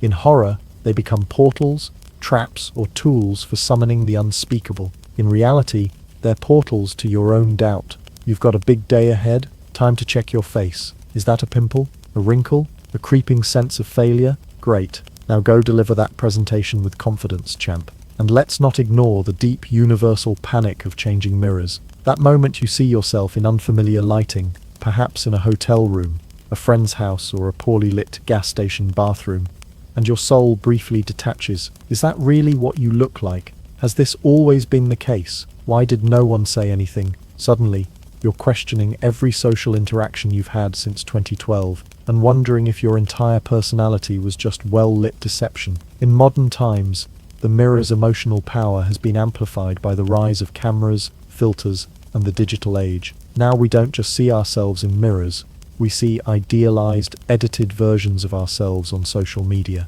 Our reflection becomes a battlefield of comparisons. And the cruel irony, the more mirrors we have, literal and virtual, the less sure we are about who we really are. Which is why some people avoid mirrors altogether, not out of superstition, but out of self-preservation. Because staring into your own eyes for too long doesn't always produce clarity. Sometimes it just summons your inner critic with a clipboard and a smug smirk. Still, mirrors aren't all bad.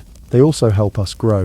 Confrontation, after all, is part of transformation. You can't fix your messy hair, or your crooked eyeliner, or your existential dread if you don't first see it. Mirrors reflect both the flaws and the potential. They show us what we're hiding, yes, but they also show us what's possible.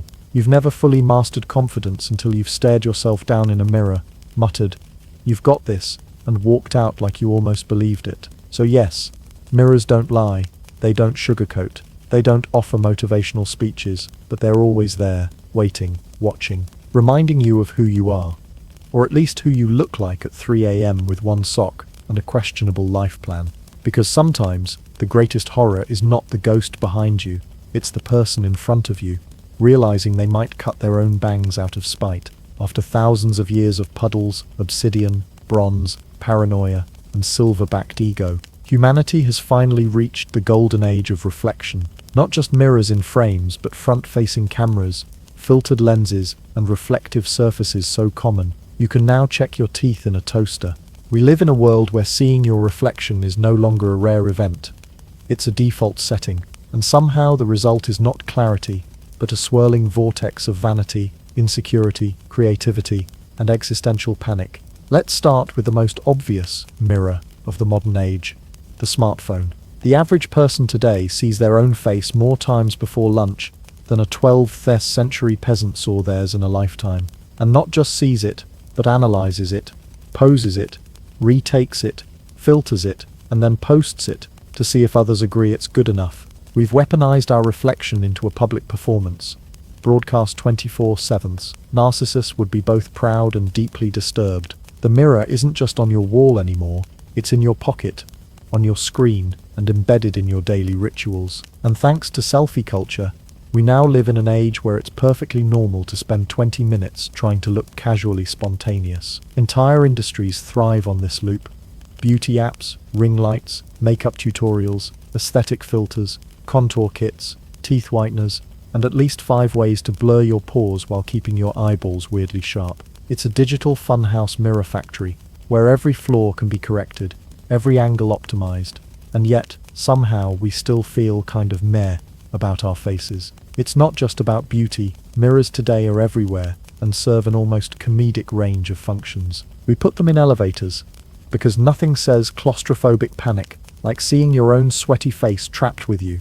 We install them in gyms, so you can contemplate the futility of your squats while watching your face slowly turn beet red. They're in cars, makeup palettes, convenience store sunglasses, and even baby toys. Reflective surfaces are so omnipresent, we've developed a sixth sense for checking ourselves, glancing into windows, phone screens, utensils, and sometimes a stranger's sunglasses if we think they're not looking. And yet, for all this access, our relationship with the mirror hasn't exactly grown healthier. If anything, it's become more complicated. We now live in a world of mirror-induced performance anxiety, where not only do we know what we look like, we know how we should look, or think we should. There's a whole genre of lighting setups known as flattering, which really just means not brutally honest. Hotel bathrooms often betray you with lighting so harsh it reveals every bad decision you've made since birth. And let's not even talk about the accidental front camera, truly the modern jump scare.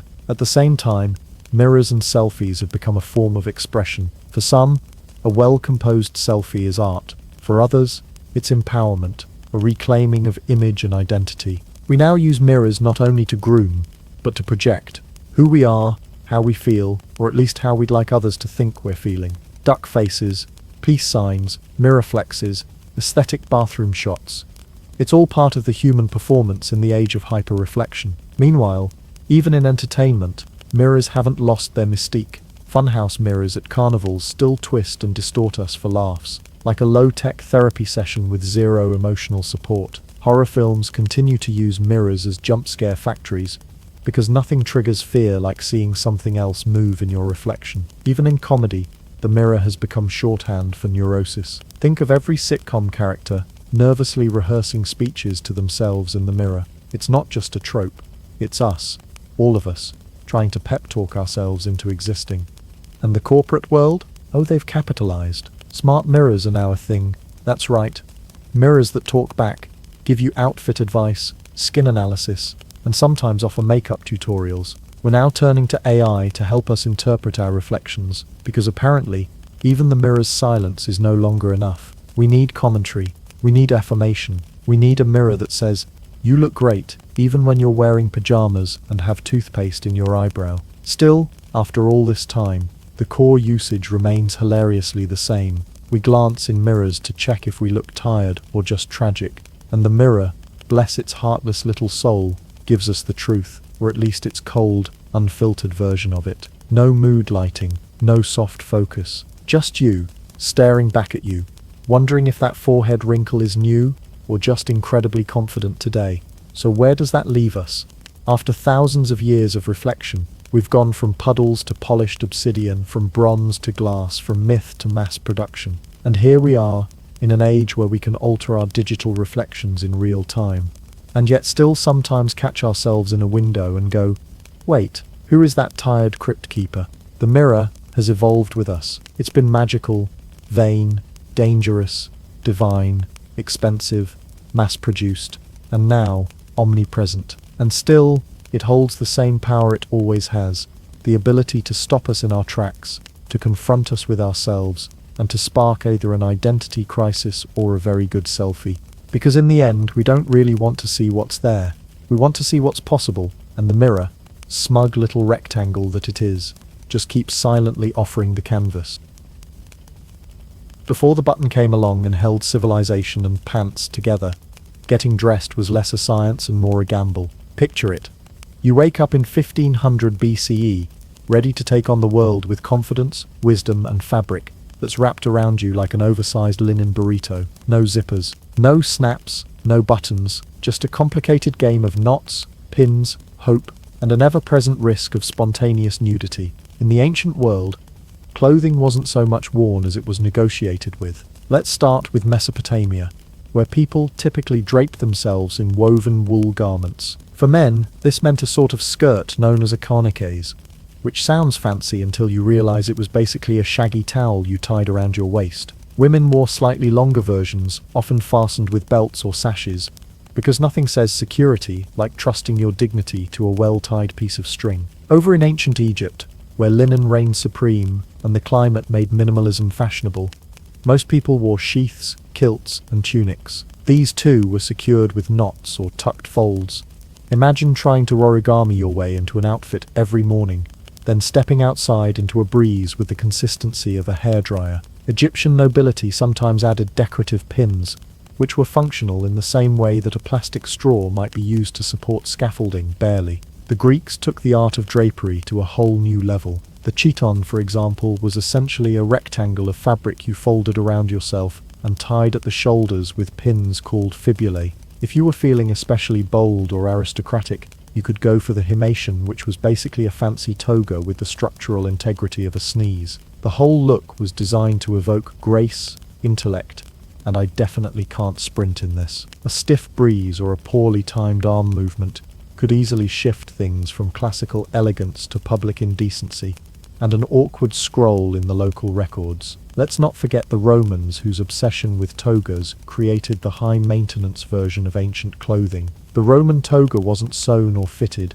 it was wrapped, tucked, and pleated into a carefully engineered textile avalanche. Getting into one required assistance, time, and in some cases, emotional support. Once you were in it, you couldn't really do much, except pose regally, or possibly fall down a set of stairs with cinematic dignity. The toga was a visual metaphor for Roman society, impressive, hierarchical, and profoundly inconvenient. And while we're talking about chaos, let's address the obvious.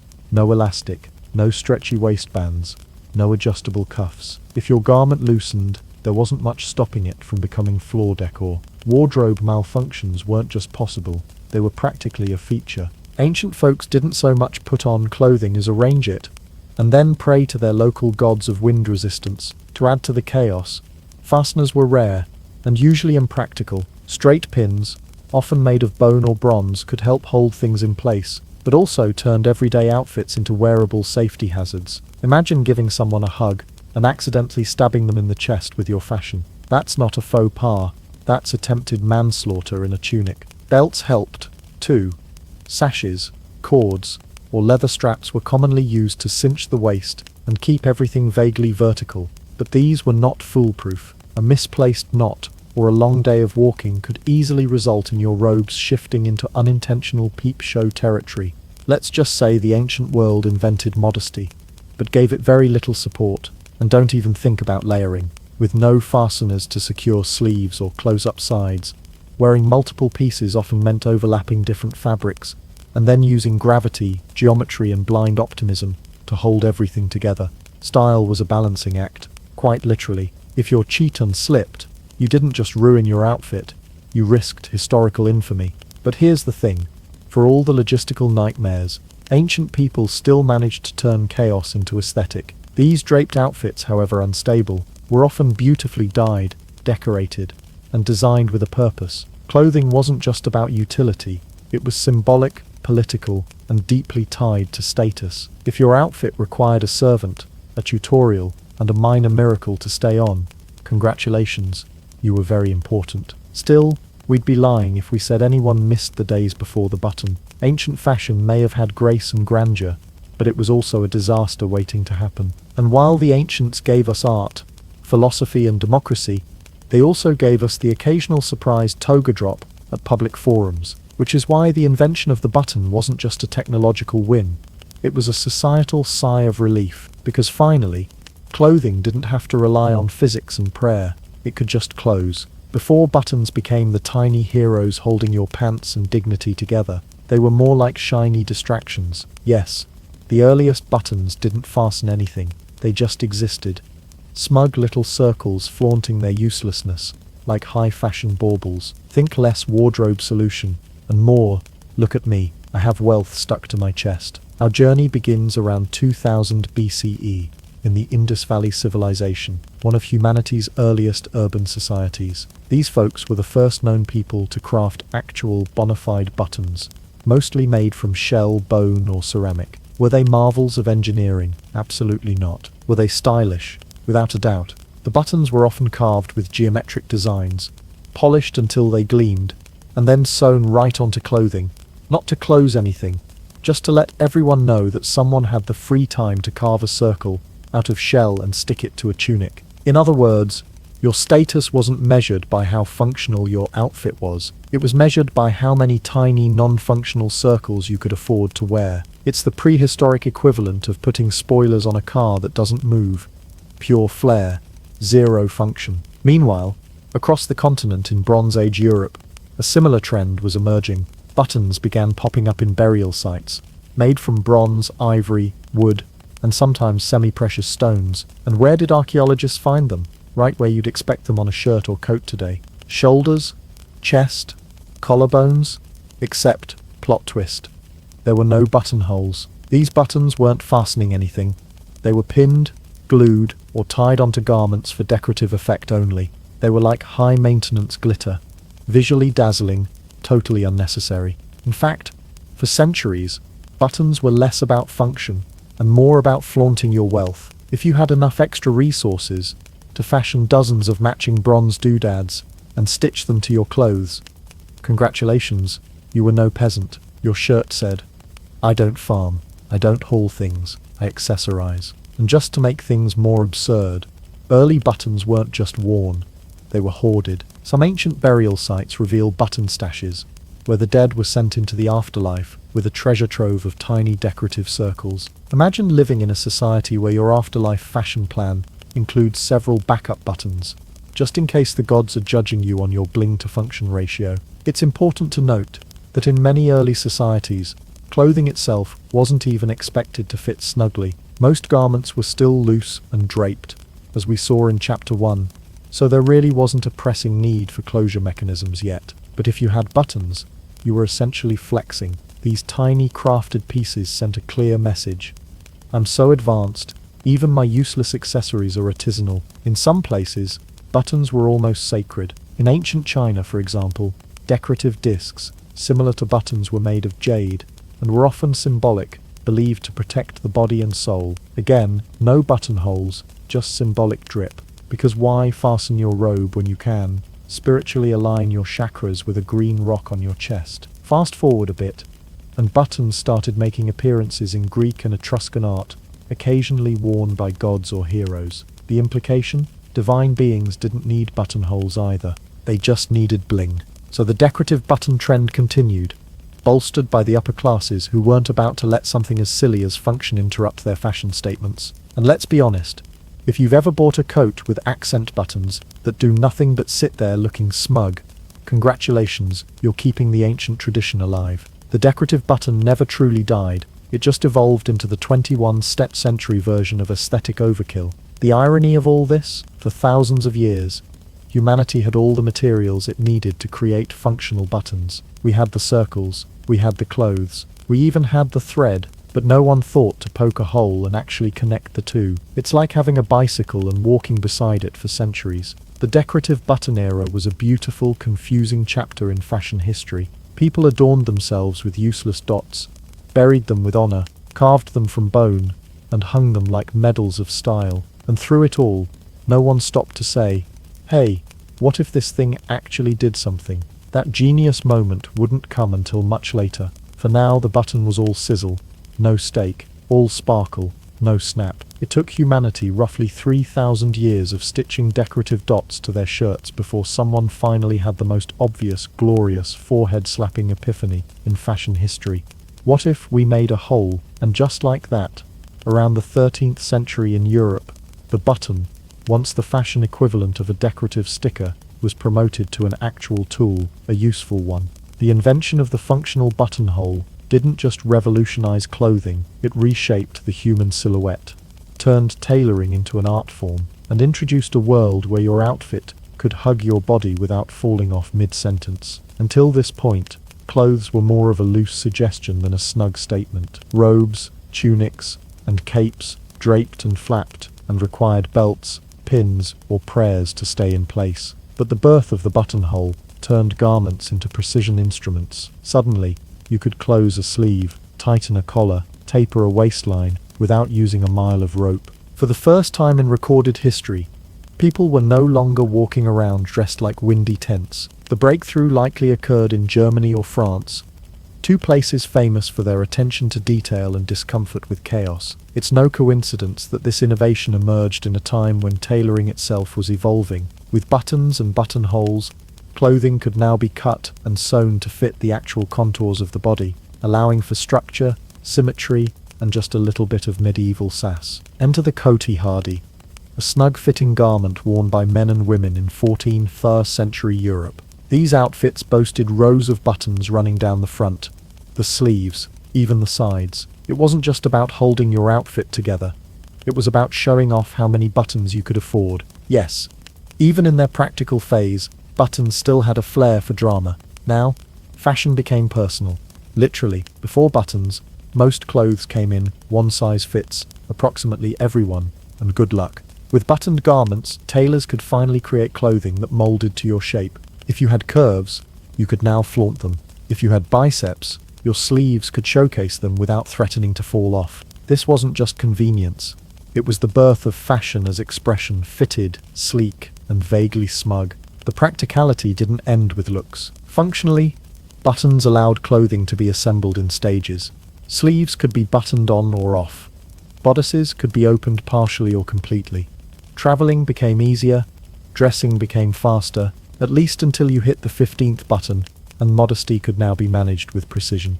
Buttons were now trusted with holding together church robes, military tunics, merchant coats, and the occasional elaborate court gown that required a small army to get in and out of. Of course, with great fastening came great fashion competition. European nobility quickly realized that buttons weren't just practical, they were a perfect vehicle for bragging. If you were rich, your buttons weren't just functional, they were encrusted with jewels, engraved with coats of arms, or made from mother of pearl, ivory, or polished brass. Because nothing says important, like your shirt requiring a treasure chest to hold itself together.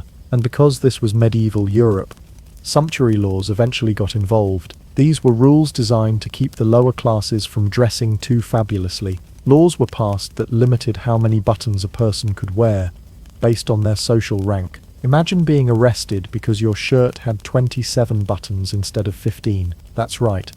Buttons became contraband. Meanwhile, the middle and working classes embraced the button's utility with open arms, and now well-secured cuffs. Simpler metal or wooden buttons became common on tunics, cloaks, and trousers. Soldiers in particular loved them.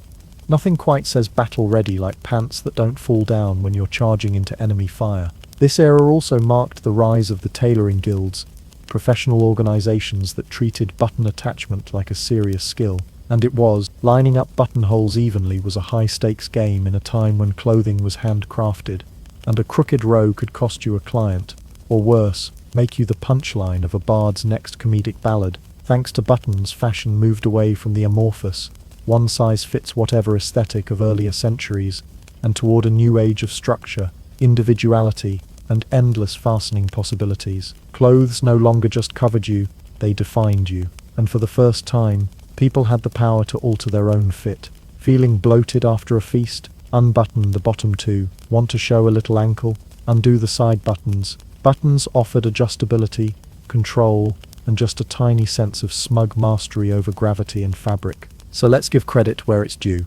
The invention of the buttonhole wasn't just a sewing hack. It was a moment of quiet genius that turned a decorative dot into a daily lifesaver. It made fashion functional, dignity wearable, and getting dressed in the dark at least technically possible. And honestly, it's adorable how long it took us to figure it out. By the time the Renaissance rolled into Europe, buttons were no longer just helpful little closers. They had gone full diva. What had started in the medieval period as a practical solution to hold your doublet together quickly morphed into a full-blown fashion arms race. And like all arms races, it wasn't about function anymore. It was about who could outdo whom. If your jacket had a tasteful row of 10 buttons, the noble across the banquet hall had 15, so you showed up next week with 25. By the 1600s, outfits had more buttons than sense, and that was exactly the point. This was the age of button bravado, where fasteners weren't just fasteners, they were status symbols, like gold teeth for your jacket. Wealthy aristocrats in Renaissance and Baroque Europe didn't just wear clothes, they wore architectural statements, and buttons were the jewel-encrusted rivets that held those statements together, or at least pretended to. Because here's the kicker, most of these buttons didn't actually work. They were sewn shut. Entire outfits were buttoned to the gods, and none of those buttons ever unbuttoned. If your jacket had 87 buttons and only 2 of them functioned, congrats, you were fabulously impractical, and probably on the cover of Ye Old Vogue. Let's start with the Renaissance, the age of rebirth, humanism, and deeply unnecessary tailoring. Italian nobility in particular embraced buttons like they were going out of style, which of course they never would. Buttons were made of gold, silver, enamel, jet, coral, mother of pearl, and even semi-precious stones. They were often custom cast with coats of arms, engraved portraits, or Latin inscriptions. These weren't just buttons, these were tiny wearable biographies of how important you thought you were. And when it came to extravagance, France was the clear frontrunner.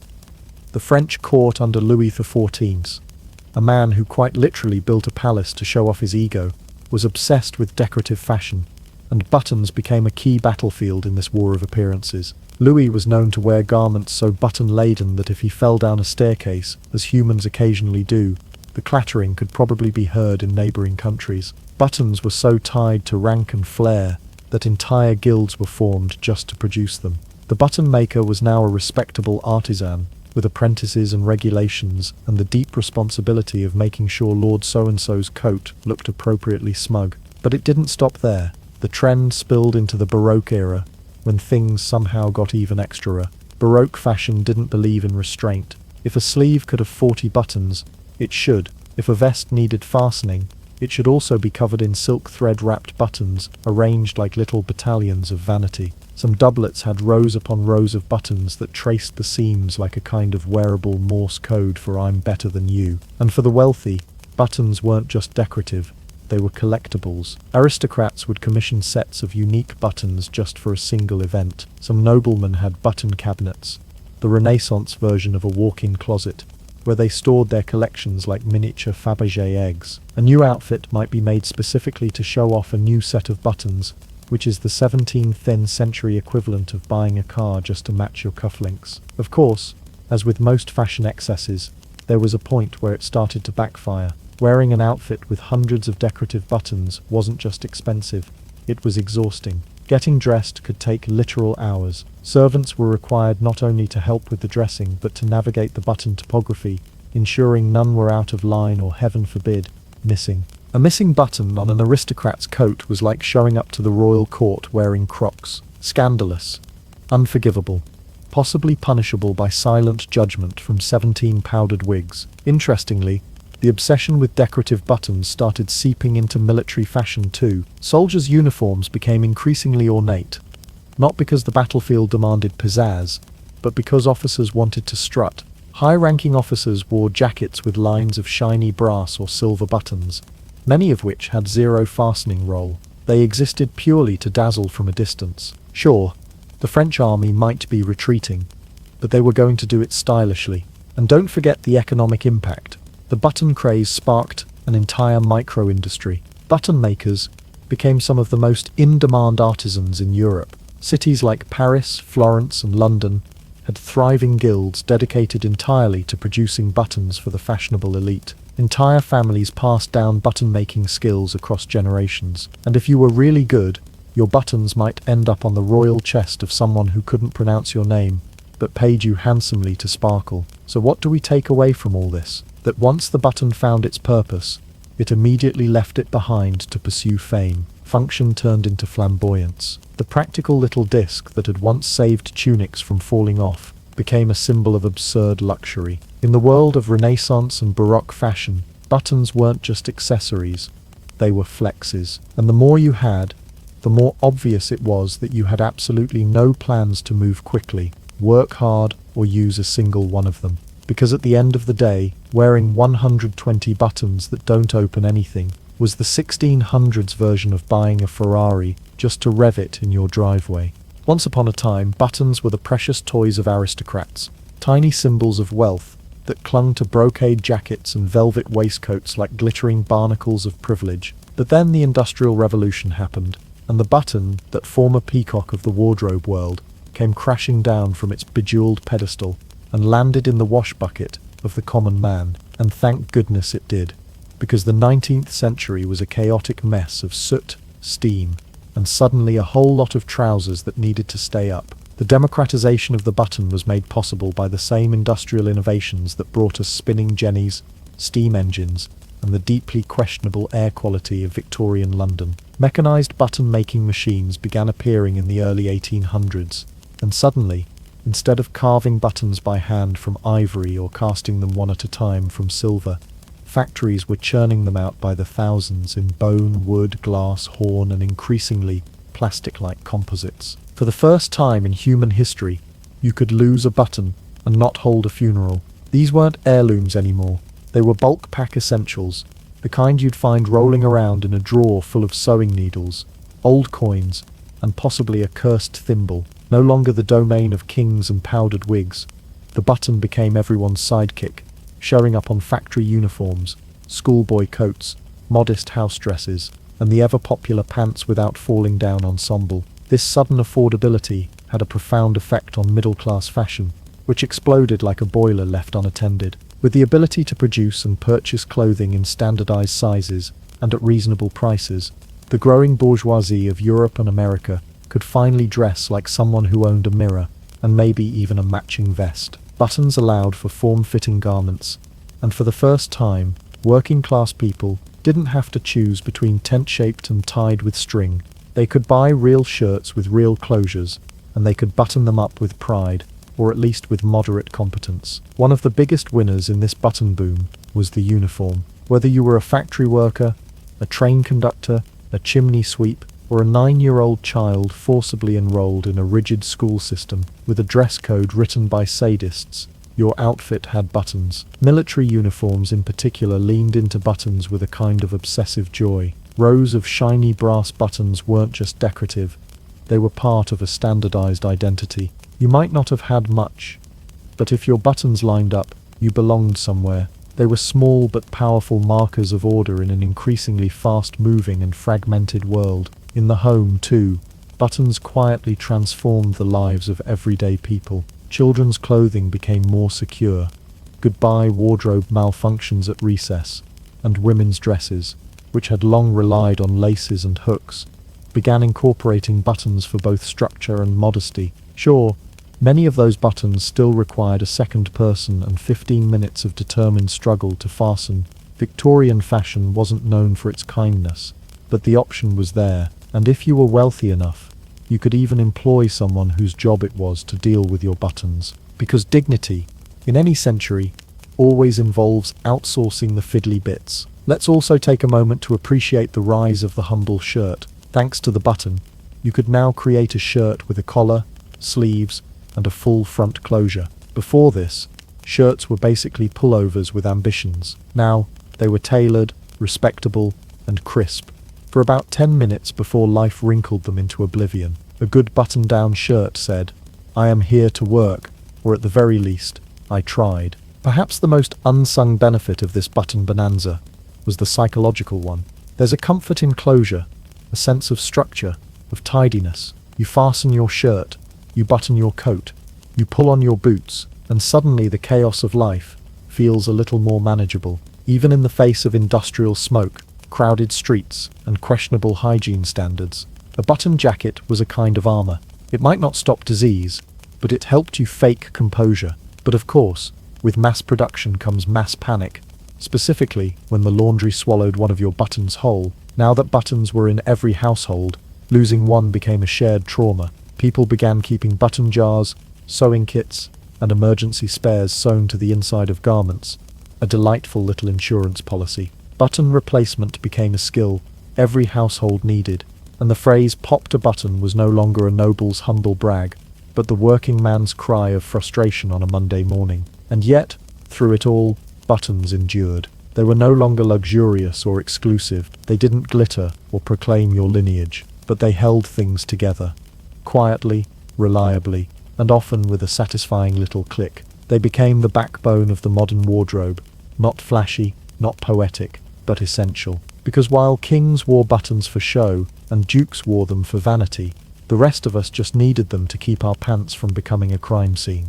There's nothing quite like the military to take something ordinary, like a button, and turn it into an object of national pride, obsessive precision, and potential court-martial. Once the armies of the world discovered buttons, they never looked back. Because, as it turns out, few things say, "I'm ready to die for my country," like a crisp jacket with 12 perfectly aligned polished brass buttons, and heaven help the one that falls off during inspection. Long before camo prints and bulletproof vests, military uniforms were designed with a heavy emphasis on form, function, and flair. The Napoleonic era in particular was a high point in the button brigade. During the late 18th and early 19th centuries, every army worth its salt began to standardize its uniforms, and buttons were front and center. Soldiers in Napoleon's Grand Armée marched across Europe with rows of glinting brass buttons marching along with them. These weren't just fasteners, they were badges of order, indicators of rank, and the official military version of "look how serious I am." Different regiments had different buttons, often engraved with unit numbers, emblems, or national symbols. Buttons helped tell soldiers apart, in case the colors, flags, and the thundering sound of 10,000 boots didn't give it away. A trained eye could look at your buttons and know everything about you, where you were from, what you did, and how long you'd probably survive on the battlefield. It was military speed dating, but with more cannons. The British were especially fond of their buttons. Their iconic redcoats often had shiny pewter or brass buttons so reflective you could probably signal a ship with them. And while the jackets may have made them an easy target in open combat, subtlety wasn't exactly their strong suit. Their buttons were always in line. In fact, part of the inspection process involved checking if a soldier's buttons were perfectly polished. A scuffed button could mean extra drills, a furious sergeant, or worst of all, public shaming by button hierarchy. But as warfare evolved, so did the strategic use of buttons. During World War I, armies quickly discovered that modern warfare demanded speed, utility, and ease of movement, not elaborate rows of decorative metal. Enter the quick-release button, a clever adaptation that allowed jackets to be torn off in a hurry if needed, especially in gas attacks or when medical attention was required. Soldiers couldn't afford to fiddle with 20 buttons while choking on mustard gas. These new designs featured fewer buttons, often hidden under flaps or combined with hook-and-eye closures to simplify dressing and undressing in a hurry. The buttons that did remain had to be tough, uniform, and low-shine, because a gleaming brass dot on your chest in the trenches was a convenient target for snipers. Still, buttons weren't just practical, they were symbolic. Each country had its own preferred style. The Germans, for example, were fond of stamped metal buttons, often embossed with imperial eagles or other national insignia. Americans during WW often used plastic or Bakelite buttons due to metal shortages. Because even in war, rationing came for everything. including your fly. But don't let their simplicity fool you. These buttons mattered. They held together greatcoats, field tunics, ammo vests, and gas mask bags. And in the chaos of battle, a broken button could be more than a nuisance. It could be a liability. A flapping coat in the mud wasn't just uncomfortable. It could slow you down or get caught on gear. Soldiers learned to sew, or at least to pretend to sew, while bribing the unit tailor, because keeping your uniform intact was part of staying alive and sane.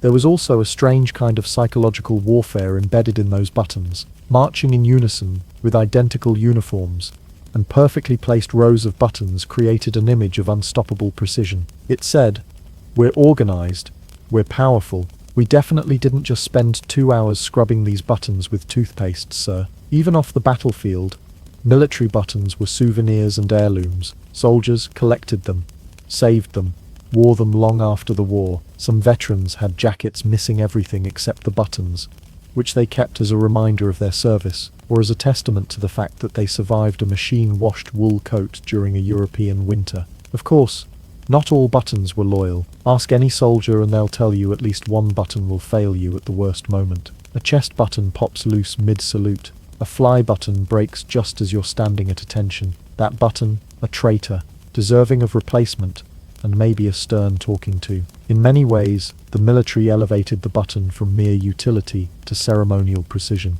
They weren't just closures, they were symbols of discipline, structure, and uniformity.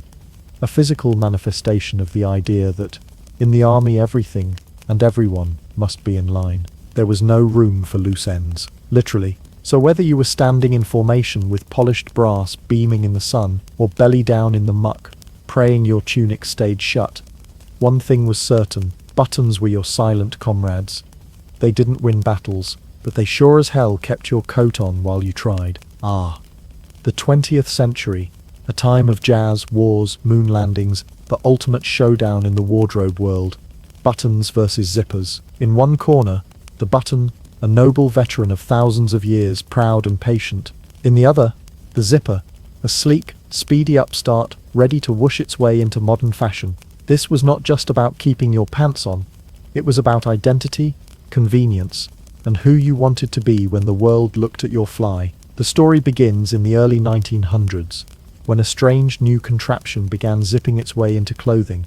The hookless fastener, which later evolved into the modern zipper. Invented by Whitcomb L. Judson in the late 19th century, and promptly ignored for being overly complicated. It wasn't until Gideon Sundback came along in 1913 and gave it a redesign that people actually started paying attention. Suddenly, instead of fiddling with 8 buttons in a public restroom stall while your dignity slowly evaporated, you could just pull a tab and be done in 2 seconds flat. Revolutionary, dangerous, possibly witchcraft. Buttons, however, were not amused. After centuries of loyal service, holding together royal capes, soldiers' tunics, and your grandpa's high-waisted trousers, they were being upstaged by a zip, a literal sound effect. And worse, zippers weren't just fast, they were cool. They had momentum, both literal and cultural. The fashion world took sides. Buttons dug in their tiny circular heels in areas of tradition, formality, and classic style. Suits, buttoned. Tuxedos, triple-buttoned. Lab coats, buttoned to the chin, because nothing says, "Trust me, I'm sterile," like a row of uniformly spaced plastic discs. Buttons remained the choice of serious people doing serious things. Doctors, lawyers, headmasters, and anyone who needed their shirt to silently scream, "I have opinions about cufflinks." Zippers, on the other hand, became the fastener of youth and rebellion. Think leather jackets, denim jeans, punk rock aesthetics. The 1950s saw zippers invade everything from school bags to motorcycle boots. By the time James Dean zipped up his iconic red jacket, the battle lines were officially drawn. Buttons were dinner with the in-laws. Zippers were sneaking out afterward. But despite their speed and swagger, zippers had a dark side. While buttons might pop off with a little warning and an audible plop, zippers could malfunction catastrophically. They'd jam, they'd split open without notice, and worst of all, they could bite, a betrayal every human male has feared since the first zippered pair of trousers. Buttons, for all their flaws, never came for your skin. That made them slow, but honourable. Even so, the zipper made gains. It conquered casual wear, took over athletic apparel, and planted its tiny metal teeth into the heart of industrial clothing, where speed trumped elegance. Why spend time buttoning overalls when you could just zip and go, grease stains and all? Workwear, children's clothes, and even some dresses fell to the zip, thanks to its reputation for being practical, easy and modern. Still, buttons held firm in key strongholds: formal wear, high fashion and clothing that wanted to look timeless. If you were headed to a gala, you didn't want your tuxedo sounding like a windbreaker. Designers like Coco Chanel and Christian Dior leaned into the elegance of buttons. Structured, tailored, graceful, buttons told a story. Zippers told you to hurry up. In the battle of perception, buttons came to symbolize tradition, craftsmanship, and a touch of snobbery, while zippers repped modernity, utility, and convenience. Buttons asked you to commit, to go hole by hole, methodically, respectfully, knowing that if one of them failed, it'd probably be the one holding your dignity together. Zippers gave you speed but demanded trust, and anyone who's ever been betrayed by a zipper on a tight pair of jeans knows that trust is a fragile thing. By the late 20th century, the world had found a weird peace. The average wardrobe became a fastener buffet. Zippers on your jacket, buttons on your shirt, snaps on your baby cousin's onesie, and Velcro quietly judging everyone from the corner. Each had a role, but something funny happened along the way. In an era where speed and convenience ruled everything, buttons made a comeback. Suddenly, people liked that tactile feel, the sense of control, the click of a button going home. And let's face it, buttons aged better. They could be replaced, sewn on in a pinch. Found in every sewing kit, emergency stash, or grandma's magical tin of mysteries. A broken zipper? That's a tragedy. A lost button? That's a 10-minute fix. And a story about how you wrestled your coat off like a maniac at the bus stop. Today, the battle isn't over. It's just more nuanced. Buttons still rule blazers, cardigans, peacoats, and any outfit that wants to be taken seriously. Zippers dominate hoodies, backpacks, and anything made of nylon and bad decisions. Both coexist, often on the same garment, sometimes even collaborating. Yes, we're looking at you. Zip-up hoodies with decorative buttons that do absolutely nothing but look cute. So in this epic saga of fastening, who wins? The truth is, they both did. Because no matter what you wear, whether you're rocking a three-piece suit or collapsing into sweatpants with an elastic waistband, somewhere in your closet, there's a button holding on for dear life, and it's been there longer than you have.